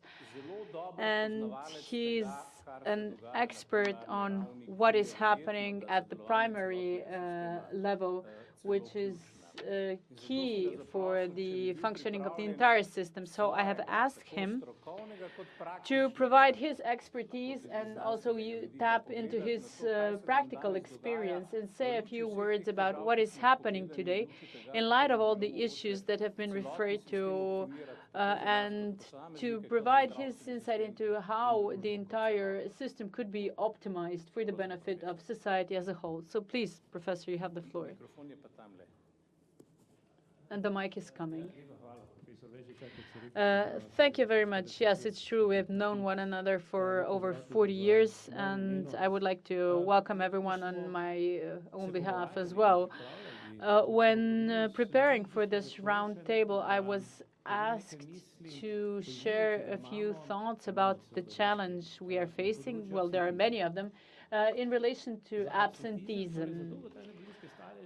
So long-term sick leave uses up 17% of all the money from health insurance, which is 80 million. Bulgaria and Slovenia were the only countries that were leading in terms of sick leave. Bulgaria has taken care of this problem, and we are still the only country that has an unlimited duration of sick leave. I see the director of the National Health Insurance Institute here, but that's not a challenge for them only. It's a challenge for the experts and for the policy makers that we will have to tackle together. So you have to know that this is the same amount of money as we spent for the totality of primary healthcare. So we spend as much time on long-term sick leave as we do for primary medical care. And to be more specific, around 5.3, 5.4 billion is what we allocate for health. Do you know how much we spend on family medicine? In 2023, 187 million. Only 187 million is spent on family medicine. And family medicine, which is the pillar of the health system, is expected to resolve everything. So how can primary healthcare resolve the issue of long-term sick leave? Why am I saying this? We have 0.75 for nurses, 0.65 for professional nurses. We have an excess in certain surpluses, and it's very difficult to change things around. And the ministry is also quite resistant when it comes to changing the composition of the teams, etc. But nevertheless, it makes sense to have a look at how the funds are allocated in the system. So for this amount of money, primary healthcare can resolve 80% of all medical issues of the population. So we're using 20% of the finances to resolve 80% of the issues, and we're using 80% of the financing, so over 5 billion, to resolve health issues of the 20% of the population. And if anything makes sense, it makes sense to invest into primary healthcare. We have an excellent strategy for the development of primary healthcare by 2035. And it also brings around a new definition of primary healthcare. So that's gynecologists and obstetricians, family doctors, pediatricians, and under the new definition by the WHO, primary health care means societal care for the well-being and health of individuals. So it's not just about a nurse and the doctor who have to provide for the resolution of certain medical issues. It's about a broader approach to maintaining health and preventing disease. And all the speakers today have spoken about all that, not just about the curative part, but also about the prevention. And that's something that we should, an approach that we should all adopt. Now, I will try to be as brief as possible, and the question here is, what can we do about long-term sick leave? We should know that in Slovenia, the state is the largest employer. 200,000 people are employed by the state. That's the public officials. And we also have to be honest about how public officials see their rights. The right to sick leave is a given, and that's not under discussion. So doctors do not like to go into confrontation to people who feel very righteous about their rights. But when it comes to sick leave, up to 30 days, it is the primary doctor that decides, and later on the decision is adopted by an expert commission. Now, when it comes to other things like long-term absence for mothers who have sick children, etc., these are specific commissions that will do with that, but mostly it's the national health insurances that deals with this. And I can tell you that we have 100 people in emergency care, and 10 of those people are on some type of sick leave. Under the law, we have to provide health care 24/7. So these missing employees have to be replaced. We do this with overtime, which means that we have to pay 130 to 145% for this overtime. We don't get any additional funding for that, and that is a challenge for us. This goes for urgent care, this goes for pediatric care, and for other doctors as well. So when someone is on sick leave or someone is taking a holiday, in any case, this person has to be replaced because care has to be provided 24/7. Now, the person who was absent knows that he or she will be bombarded when they come back to work, and that's one of the key reasons why young doctors no longer want to become family doctors, pediatricians, or gynecologists. That's just to give you an insight into the pressures that the doctors are under. So the points or the number of points is allocated on an 11-month basis. So once a person comes back, they have to return into the ordinary process. And what is key for things to change is that we need a political decision. We need a political decision that sick leave can no longer be unlimited. There has to be a limit of 1.5 years, 2 years, and after that, the person's capacity to work has to be assessed. If they're unable to work, they have to receive their disability. Otherwise, they have to return to work. I've spoken to some of the key institutions on their rate of absences. And with all types of sick leave, holiday,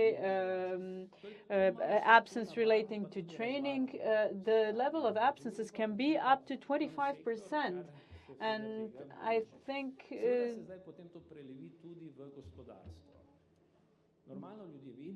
this is not only relevant for public institutions, but also for the economy. Well, in the economy, it's the productivity that counts, although that's also the case for us because we have certain standards and norms.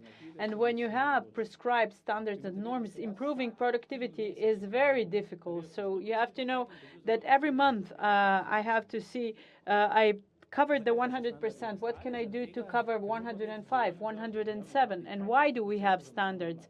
Because we have to know in public institutes what 100% is that you have to do for a normal salary. There are certain changes coming around here, but we have to see what we will do about this. There are possibilities of promoting people, but it's only 10% of people whom you can promote and award for additional work in those terms. So we have to consider how we can speak about efficiency, because someone who's working in the morning in a public institute has to work under the standards that are prescribed, and these standards originate from the Green Paper published in 1982. That was a self-governance agreement published in 1982 that is amended on occasion, but we haven't introduced any radical changes in the past 44 years. And I'm not trying to point a finger at anyone here. So what can we do to improve the efficiency? This is a huge challenge for us because we have the standards and norms and we stick to them to the letter because that's the only tool that we have in negotiating with the government. But the question is also how, as employers, we can make sure that people working for us feel well, because if people feel well in their jobs, then they don't go on sick leave. But when it comes to public officials, the 200,000 of them, that's a different story. So there are major challenges ahead, and I'm very happy that we are addressing some of them here today. I've heard that this is the 14th edition of this conference and that you have certain conclusions from previous conferences, and I would be very much interested in seeing some follow-up on the conclusions of previous conferences. And I was happy to see that one of the conclusions of today includes monitoring and follow-up, and it makes sense because everything that we've heard was very, very much reasoned and well placed. And if we have good solutions, they should definitely be implemented, and follow-up is very much needed. And perhaps another message from myself. We heard that Slovenians are quite interesting because we only start responding when something reaches us directly. But we will have to react earlier in this case. I think we are a land of opportunities, and I'm convinced that we should act as one. Thank you very much.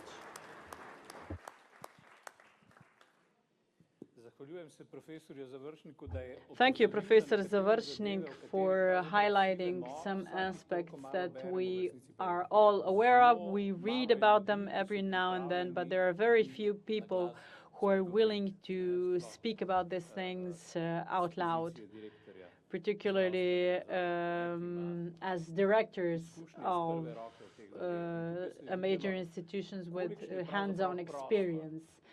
And we see how much room for improvement there is in the system and how much room for maneuver there is for reallocating existing funding to do better things than subsidize someone's free time. I have asked Mr. Završnik to come here and say this out loud, even though he now has to drive to Munich to continue with his work. But thank you very much for coming here all the way from Maribor. Thank you. And we have another guest in this initial part. Ms. Tanja Spanic is the president of the Europa Donna Association, and she will be speaking on behalf of the patients. That's the reverse point of view, so to speak. We've heard from the director of the health center, who has mentioned the responsibility of the patients for what is happening in the system. And now let's hear from the patients. Yes, welcome also on my behalf, and thank you for inviting me. I have participated in this type of round tables on several occasions, and what I want to speak about today is who knows the healthcare system better and its functioning than chronic patients, patients who have been rolling through this system for decades, trying to find solutions for ourselves primarily, but at the same time we are also advocates and ombudsman for patients. I am really happy to see some colleagues from other patient organizations who are also participating in this event. So undoubtedly, this problem has various layers. Over the last 15 years, since I've actively participated because of my personal conditions in discussing the healthcare system, I can say that we've put many things on paper, but we don't see a lot of action. We see long absences from workplaces, and we are still hearing that we are the last EU country which hasn't governed the length of the sick leave yet. And these are the reasons why the patient society decided why this is going on. We found that this is a legislation that is really, really old, very rigid, both for employers as well as patients, that employers have certain possibilities, and we also know that a new legislation has been drafted for several years now, and this has been done without our participation. And on the other hand, I can say that when it comes to healthcare policies, there has been a certain shift over the last years, and that we have been involved as patient organizations also in the processes of designing new health policies. To what extent our voices are being heard, well, this is another thing, but at least we can voice our opinions. Why is this so important? And why would I really want to see the action and the follow-up on all these conclusions that we are drafting after all these conferences? I heard the comment from from a colleague from the Insurance Institute that there is hardly any event where we do not meet. Yes, that's unfortunately the case, but unfortunately it seems that our messages are not clear enough in order to make changes happen. So if I return to my experience with absenteeism, I fell ill of cancer 15 years, so I'm most familiar with the oncology. And I was on sick leave for a year and a half. I went back to work at the faculty in the meantime, and my HR department said, because I was coming and leaving, they told me to stay put and to stay on sick leave until everything is over, because this was such a lot of burden on the faculty, because they were freezing my status and unfreezing it, and they had to pay many things, and at the end they told me to stay at home. And this was what was the worst for me, because I know that there are many people who would like to work. There are many people who would like to work part-time or in other variable employment. But of course, then what we have is only the option to go back to work full-time after 2 years, which is, of course, not possible. So what we want to see is that the oncology patients, locomotion patients, shouldn't suffer. We should invest more into treatment of these patients so that we get diagnosis and treatment as quickly as possible, so that we can return to the society and serve our purpose later on.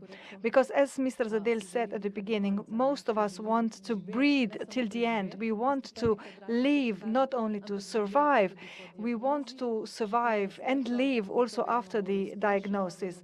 Luckily, this is more and more possible, but in the end we see that it's legislation and some legal burdens that hamper us and make it difficult for us to live our lives after the diagnosis. So this would be it, and thank you again for allowing me the floor. Thank you.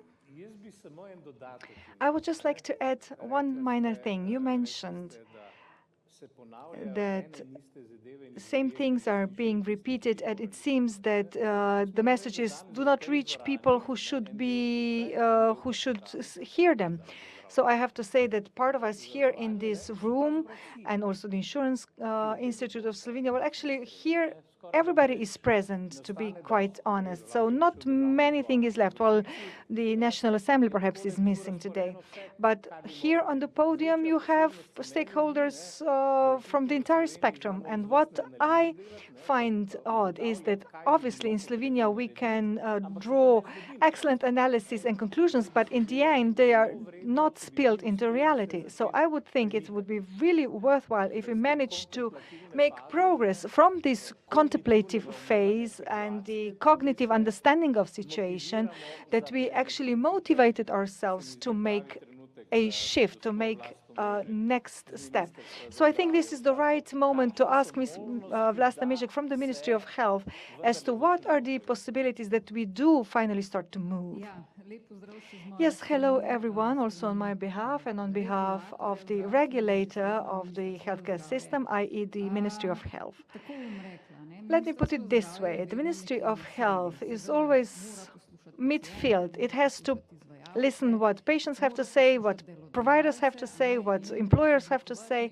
And on the basis of all of that, we have to formulate such solutions which will, of course, not be satisfactory to none of the parties, because this is most often the best solution, that nobody is entirely satisfied, because only such a solution can be more or less agreeable or acceptable to all. When we speak about absenteeism, I think that this is a topic that's been discussed a great deal over the last 6 months, and I'm also happy that we are discussing this phenomenon. I am participating in all the events on this topic that I get invited to. I think that the Chamber of Commerce and Industry invited me to the Koroška region, where they organized a consultation on the topic, so that I could understand whether we as policy developers really are thinking along the good lines, whether we are really doing things that will serve the interests of all. Of course, not only the industry, the economy, but also the patients. And then there's the third segment that I haven't mentioned yet, i.e. other sectors, other ministries, because we as the Ministry of Health only serve as regulator for the entity that pays out the sick leaves. So this is a cost that is covered by the obligatory health insurance, not 100 or not 80, not 800 millions, but rather 600 millions, because 800 millions is the piece of information from the COVID times. Of course, the benefits in cash are paid before the services are rendered, meaning that we need to ensure and provide for social security. And this leaves us less room for maneuver for other things. And if we look at the data about the average sick leave, and we are following this data very closely, and I would like to thank here to the Public Health Institute for expanding the statistics. Now they are following the statistics per region, per segment, absent days, the average length, and the industry. So this gives us a really good insight as to what is going on in various areas, and also it helps us find reasons why these sick leaves are increasing to such an extent. What I wanted to say is that the work of the Ministry of Health in this area is not enough. Here we touch upon the area of work of the disability, labor relations, social affairs. And I guess that our voices are not yet heard enough, that certain things would need to be changed. Of course, we can limit the duration of the sick leave to, let's say, 2 years. But what about men? We need to develop the entire segment, how we can find the work capacity, how we can ensure retrainings, requalification, because the only option is not either to work after the diagnosis or to be categorized as a person with disability. Well, of course, you may not be able to lift heavy burdens anymore, but perhaps you can do something else, and perhaps you want to do something else. So I think that the labor market should be more flexible and that this process should be initiated early in the phase of long-term sick leaves. I think that this process is not well set up. I think that also the employers have not yet paid a lot of attention to this, at least some of the employers not. They do think along the lines of either sick leave or 100% working capacity, as was mentioned by the previous speaker. So I see many opportunities for improvement, and the legislation is really outdated. When it comes to the health insurance legislation, the solutions actually have persisted since 1992, so nothing much has changed in this field. And of course, this legislation was adopted in different circumstances, when the mindset was still different, when the awareness of the people was still different, and also the employment rates were different, and the employment structure was different. The population is changing. And this has not been taken into account in legislative amendments. But again, the Ministry of Health cannot be the sole institution that will decide on certain stricter limitations, because it will appear that this is all being done in order to cut costs. No, in parallel, all other mechanisms have to be established, as I mentioned. Yes, but I think that Professor Završnik pointed out a thing that we are all trying to avoid all the time. There are real patients that are having sick leave, but statistically speaking, using the rule of the thumb, there is a huge number of phantom patients. As Dr. Završnik said, there is a conviction in the public sector that people have the right to not go to work for 10% of work or more. And this then is reflected in medical or healthcare centers, because approximately 10% of the staff is not constantly at work, meaning that others have to do more, or this lack has to be covered by additional employment. And what I learned from my talks with the business representatives is that this cultural spillover effect is happening from the public to the private sector, because when private employees see what the public sector employees are doing, they get the feeling, well, but why should this be only reserved as their right? So I think that we have introduced this phantom sick leave as a type of right, because in the past we said nobody can pay me as little as I can reduce my working effort, but I think that this is then very nicely linked to the absenteeism. I have to speak up now. I would like to mention one thing and highlight, or several things in fact. When we observe the sick leave, and I agree that it's great that we have the databases of sick leaves which have been there for decades, but this data that we also use for research purposes are data on the finalized sick leaves, meaning that we do not really get the true insight into long-term sick leave. Of course, if you take long-term data, you can have a certain perception. So we're looking at the number of sick leave, number per cases, and we know how many beneficiaries we're dealing with. So we can do very simple analysis on the basis of this public institute data, and this leads us to a better understanding of this problem, because the number of sick leaves can be attributed to the higher number of beneficiaries, meaning that we have a low unemployment rate. And then, of course, we also have to study the burden on the beneficiary of the sick leave, which depends on the number of times that person is on sick leave and how long. So if we induce a small change to this data, we will already know much more, because we see that with rheumatism and migraine, that the burden at the patient level is being reduced, and also the pattern of sick leave is being changed. And I think it's better to have a higher number of short-term sick leaves than a one really long-term sick leave, because it's more difficult then to return to the workplace. But when it comes to, and we are also calling ourselves on first names, so what you mentioned in relation to the public sector staff, of course, the sick leave can reflect the engagement level in the public sector. If you look at the Gallup methodology, which helps us to compare the engagement level among the employments in Slovenia, this is not really boding well.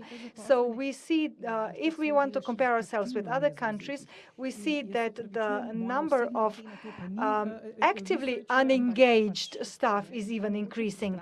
And this is my frustration, not as a researcher, because I think that this is also an indicator that when you have cognitive workers in healthcare, in education, etc., I think that this should serve as a lesson that also in these sectors we do not provide for the following, that people who are satisfied with their employment and who assess that their health, their well-being, and their contribution matters, with them, the working capacity is higher. So I think that this opens up another layer of discussion. It's not that of all public sector employees are like that. Of course, there is a great number, but they might have other issues as well. So perhaps the sick leave can serve as a silent strike, or how should I put it? Yes, to a certain extent, but if you recall, there was a cyber attack some weeks ago on Slovenian primary schools, and the radio stations posted the appeal by family doctors saying that the parents should cease calling them, asking them for sick leave, because these parents actually called their family doctors that they would open their sick leave so that they could pick up their children from school. So this is actually borderline absurd. So, Professor Petra, I think this is a very good title for you. So you actually mentioned also the issues that are open in the sphere of the economy. So we have a whole range of issues, the engagement of staff, but then also the adaptation of working processes in such a manner that people could maintain their working capacity for as long as possible, and then also the introduction of practices such as part-time work or more flexible forms of work. So I think that this is a topic that the Chamber of Commerce could address. So how come that the economy is so rigid that it's not able to adapt to the situation that we have the diminishing population, which we need to exploit to a greater extent? Thank you very much for the floor. Yes, it is a fact that when it comes to the employers, the practices differ a great deal. We need to distinguish between the services sector and the manufacturing sector. And these two sectors have very different perspectives, also in terms of their work organization, and also in terms of how these new forms of work can be applied in the already established working processes. We have to be aware that Slovenian companies are part of the internal market of the European Union, meaning that we are directly competing with all EU member states. And of course, we are competing at the global level.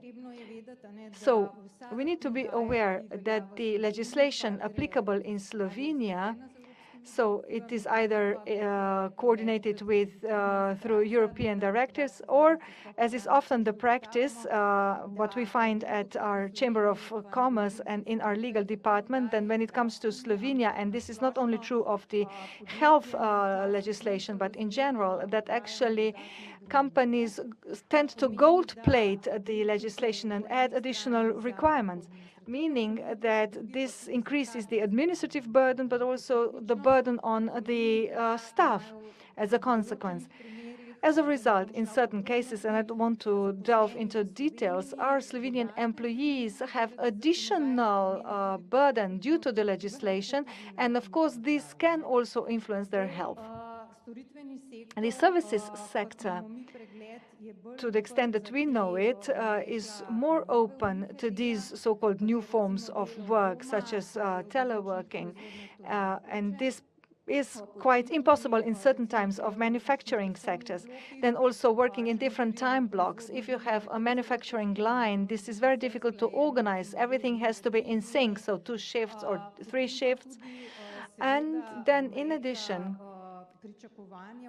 there are expectations on the part of individuals. As was mentioned by the previous speaker, the employers notice a big difference between their older staff and the new arrivals.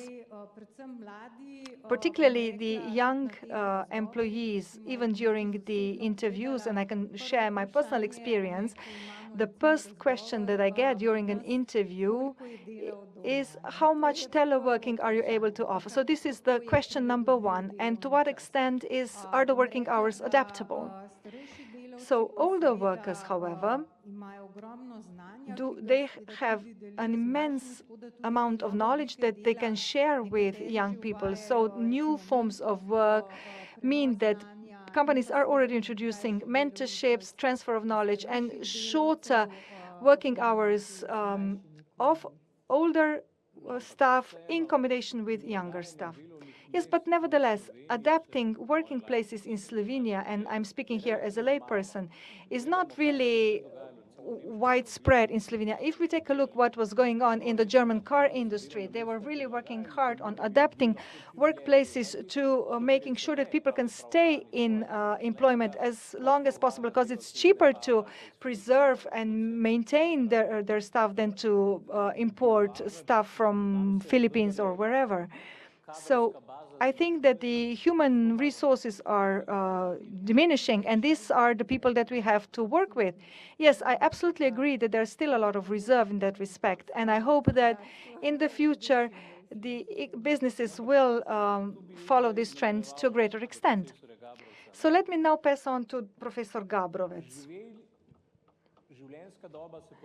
The life expectancy is increasing, but the quality of our lives is improving. So we will do everything better, and everything is improving. But the fact remains that our population is growing in age. The pension legislation is actually pushing this population from the labor market, while a great portion of this population is active in professions where they are in their peak in their professions, and they have a lot of energy still. So from the point of view of prevention, what should be our reflection in this respect? Because once you push a person to the status of a retired person, this also influences their will to work and live in general. Well, thank you for this question, Professor Dayan. But if you allow me, I would just take a step back, speaking about sick leave. 50,000 people are absent due to sick leave every day, and I was grinning because I feel good about the opportunities that I see here. And our firefighting approach does work to a certain extent, because we are now finally entering a stage where we are able to recognize the fire before it flames up. And the resolution to this problem is not simple or easy, but just speaking about this and being aware of the extent of the problem is a step forward. There are many issues we are facing Just like at home when we come back from work, we are overwhelmed by all the difficulties that have arisen throughout the day. And as men, our first task is to assess how serious all the issues are. And the same has to happen here when it comes to sick leave. And what also has to be mentioned here is our responsibility. You, as you mentioned, are a public servant, so am I. And but I would like to see, and I think this is on the increase, that as public servants, we have to be aware of our responsibility in the system.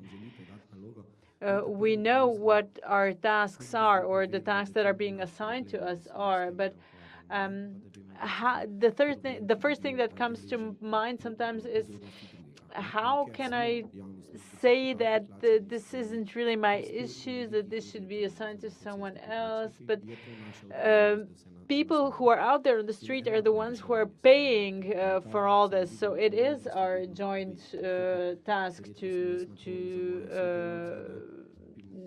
tackle these challenges. And thirdly, where I think we can also have a huge impact is the people.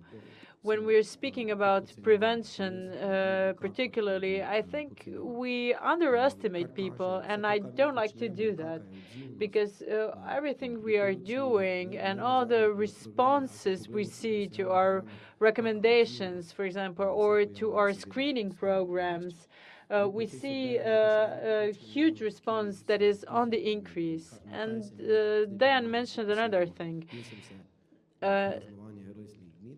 I'm not sure what you're all focusing on, but when I was speaking earlier, I mentioned the birthday of two population groups. The young and the elderly, and the population that we're often forgetting about is the working population towards the end of their working life. And I think this is an area that we should be more active in. For example, we have certain individuals who mainly use their cognitive abilities in their work, and we also have people who are involved in physical labor. So perhaps there are those who will be able to work way beyond their retirement age, and will be able to contribute further on. And there are those who will simply not be able to do so because of the physical circumstances. And for example, I can give you Japan as an example. For example, in Japan, it's quite usual for people who retire to find an additional job. For example, they might be mowing grass somewhere, or whatever. But for example, if they're mowing grass on the streets, they will have 4 or 5 people in addition to those mowing grass who will be in charge of the redirecting traffic, etc. And you may think that they're just being inefficient, but it's not the case. It's often people who are already retired who are doing so. So it's important for everyone to also be doing something for the benefit of society. Yes, Petra, I would like to mention another thing. We're speaking about early retirement, but if you look at Slovenia and you see the structure of the working population, you see like a reverse hat. There's the population up to 15 that doesn't work, and then there's this U-shaped top, and then you see a drop. And if you compare our curve with other curves, you'll see that the curves everywhere else are broader. So you can fit our U shape into all the other shapes. So this is clearly an indication that in Slovenia, young people enter the labor market too late. which means that we have difficulties with the efficiency of the education system. Coming from a university, I can say that what happened with the Bologna reform was quite the reverse of what we were aiming for. So we have increased the duration of studies, but the focus has to be on the young people, because all the things that we've been talking about, our attitude towards work, our attitude when it comes to responsibility, if we don't make a change in the young population, we won't be able to change anything. Yes, but we have a broader issue here, because we tell our children to go to school so that they won't have to work. And we do everything to protect our children so that they can realize all of their ambitions as quickly as possible. It doesn't really matter if it takes them longer to finish their studies, or if they come to the conclusion that they chose the wrong faculty after the first year. Once they finish their studies, they should take a gap year, or spend a year traveling. There's many things that we encourage them to do before taking on a job.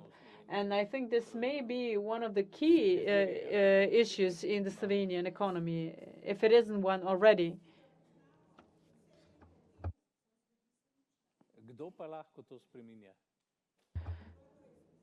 Unfortunately, I'm sorry, my name is Tatiana Chirin. And listening to this, I have to say that we've been listening to these stories for 20 or 25 years. It's been interesting to hear everything that's been said today, but there's nothing new, really. It's all been said before. So long-term sick leaves, all of these analyses. But until we can come up with a political will for change, there will be no change. As long as politicians do not decide that it is not beneficial to allocate so much funding for a long-term sick leave that is not always justified, or it is completely unjustified, and that these things have to be resolved in a different way, as they do abroad.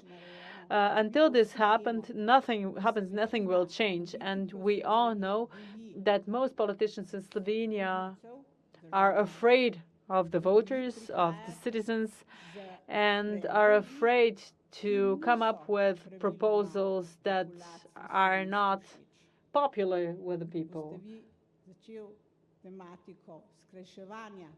As soon as you mention shortening sick leave, you will see a huge number of associations, NGOs, all sorts of stakeholders speaking up against this. And because these are voters, your proposal will end up in a drawer somewhere.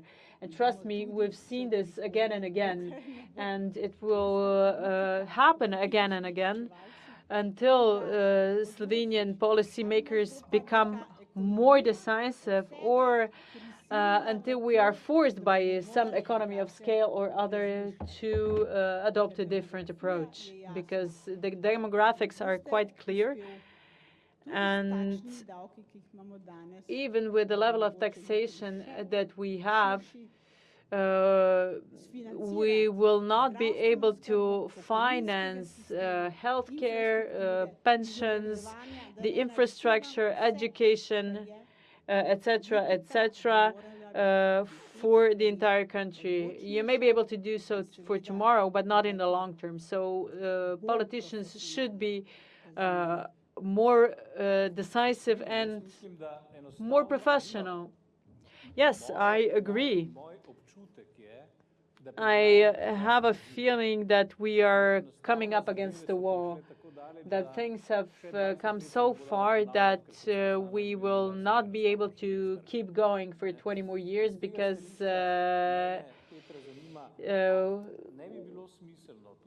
everything will fall apart. So that's why I'm saying, Petra, would it not make sense, together with the Ministry of Health, to produce a set of health indicators, healthcare indicators, that would allow us to show where we are diverging from other comparable states.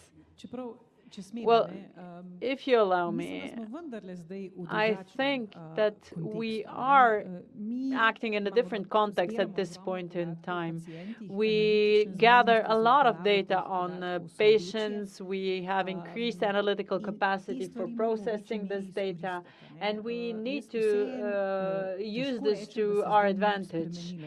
I find it hard to say that nothing has happened or nothing has changed. We didn't know about the structure of expenditure relating to an individual illness 5 years ago. It would be easy to have a look at these patients and see what is happening with their sick leave.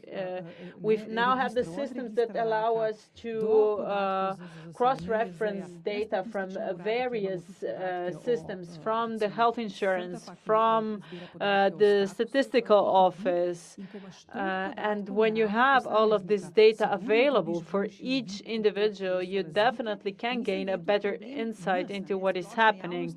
And it's about us, the general public, to finally see the broader picture, to see how we compare to others. It's similar to doctors. If you give doctors the data that allows them to compare themselves to others, many of them will introduce changes to their way of work because they will be acting on their internal motivation. So we have this information available at the statistical office. We're bringing together all sorts of data from various databases, from the pension insurance, from health insurance, and obviously we have to take into account data protection, and it's still very much a long winding process, but nevertheless we have much more data available. We have many more data-based conclusions, and it's the fault of the general public to a great extent that we can't see things. Do you really think that we are so naive? For example, if you know how many prostate surgeries are taking place in each hospital, I saw for a hospital that I only performed five individual surgeries of this type in a year. I would never want to be operated in a hospital like that. And once we have this comparison, once we have a better insight, we will be able to adopt different decisions. However, politicians will always want to be liked by their voters, and it's up to us to act differently and more responsibly. Yes, but it's also about evidence-based management or evidence-based governance. In individual sectors, we have the data for the, I don't know, average level of absenteeism in European countries in each sector, because you cannot compare minors to teachers. But if we see that our numbers are significantly higher, then that something is happening, and not many people are dealing with this in Slovenia. We have major institutions where the numbers of absenteeism are huge, particularly compared to similar institutions abroad throughout Europe. And I don't see anyone saying you are no good as a director general if you have this type of numbers in your institution. So we need to start this debate rolling, and the same is true of the economy. That's why we are speaking about indicators that could be the basis for an agreement. We could have some kind of a scorecard that would allow for everyone to compare themselves, and also employees will be able to see where their directors stand. Is the Chamber of Commerce considering something like that? Yes, I agree with what you said. Fact is that satisfied employees are the best employees in terms of productivity, in terms of reduced number of sick leave days. So responsible employers are adopting a different approach to how they organize the work. They take into account the preferences and desires of the employees. But obviously, this also takes responsible employees who have to show accountability for their tasks, for their responsibilities. But fact is that there are good practices in companies that are focusing on prevention so that less other measures are needed. Companies allow their employees to propose adjustments in their work time or allocation of tasks. They have annual interviews where these aspects are also discussed. The employees are encouraged to do sports. We have environment reports under the new directives that are coming that will also include this aspect. So corporate responsibility in terms of employees, in terms of the environment. And this will be a major challenge for companies in the future. So far, it's only larger companies that are obliged to provide such reports, but we know that many Slovenian companies are suppliers for large-scale European companies, and based on that, they will also be required to comply with these voluntary standards. And I do see certain changes looming on the horizon here. Well, yes. Now I would like to hear from the Ministry of Health as the guardian of health in Slovenia, and if we have an agreement that the health aspect has to be reflected in the adoption of all types of legislative acts in Slovenia. What has happened with this guideline? Has everyone forgotten about this? No, mainstreaming health in all policies is still a motto, but it's not always quite that evident. I do hear some or see some hope. Perhaps some of you read the report on the quality of life in Slovenia by the Macroeconomic Analysis Institute. And if you Google health or look for health, you will find 400 hits throughout the entire document. So we do see health referred to, mentioned, and tackled in our policies. But I'm not sure that that's enough. Now, speaking about absenteeism and satisfaction in the workplace, something that we all have to be aware of is that we are experiencing a generation shift that has only been exacerbated by the corona pandemic. Being free, being flexible, having a lot of free time is now more important than being financially independent and having stable conditions. And as long as we have rights that are easily accessible without any sanctions for violations,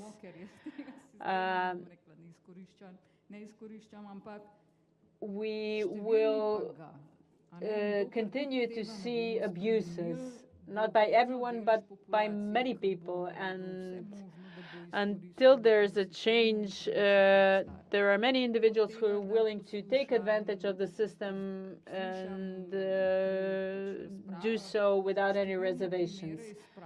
I hear about many practical examples where it's impossible to say what could be done. I heard from a director that there is an employee that he has not seen for 6 years because she has 4 children and can take sick leave to care for sick children. And the duration is limited for each case, but the number of cases is not limited. And she has been absent for 6 years due to this type of leave. So who's responsible here?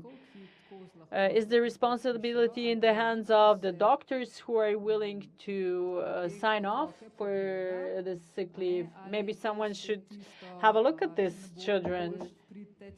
Is it a case of if nothing improves, come back in 3 days? And normally in 3 days, in most cases, the children have healed. Well, a lot has to be done, and not everything has to do with the legislation. When it comes to sick leave, a colleague is drafting guidelines for dealing with mental disorders.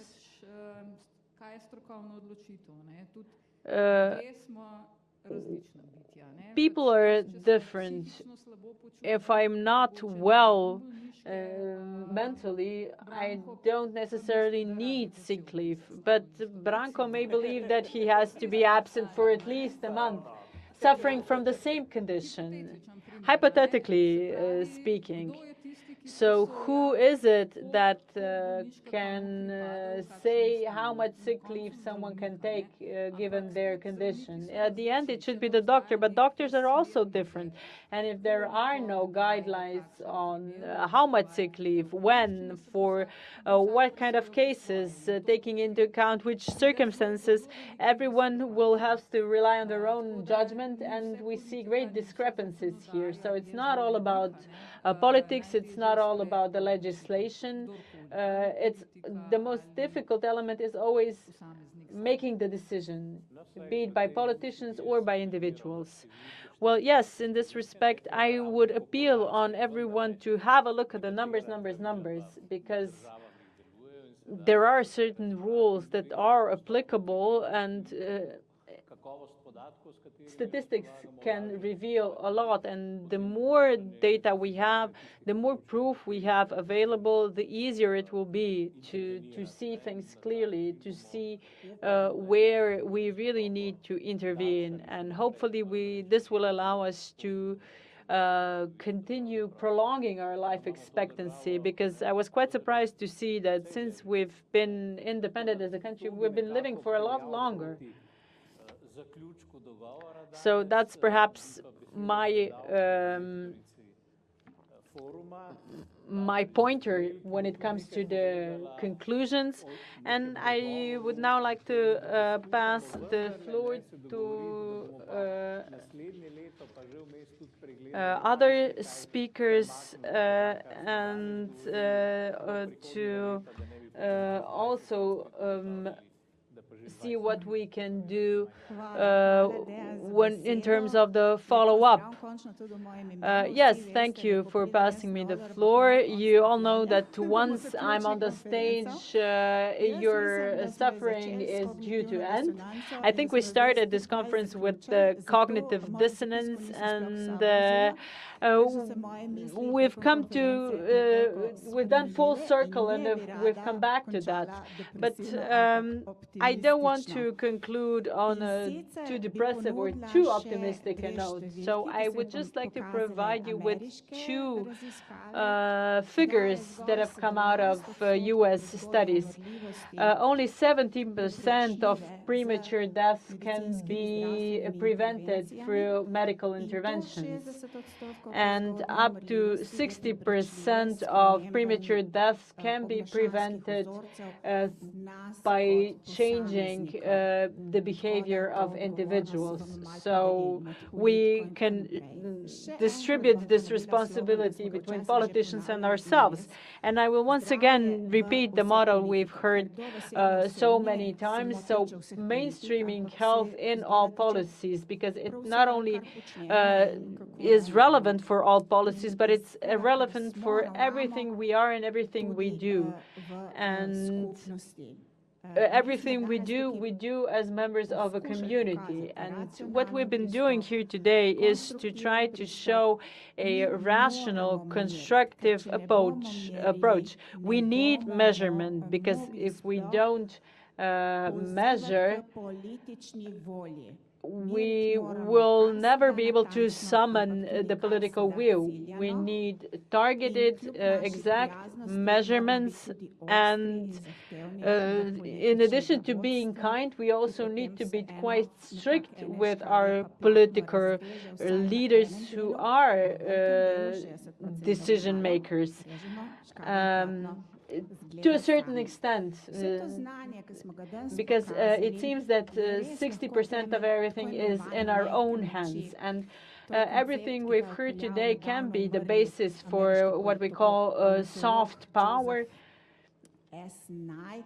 This is the concept introduced by Joseph S. Nye, and it refers to values, cultures, and the legitimacy of a community, which extends to policies as well. But it also has to do with how we treat one another in our workplace as well. Do we hide from challenges by taking sick leave, or do we show up and say, let's drink a cup of coffee together? In Russia, they say it's bad if power has no rationale, and if rationale has no power. And this knowledge that is a reflection of our joint rationale should have as much power as possible.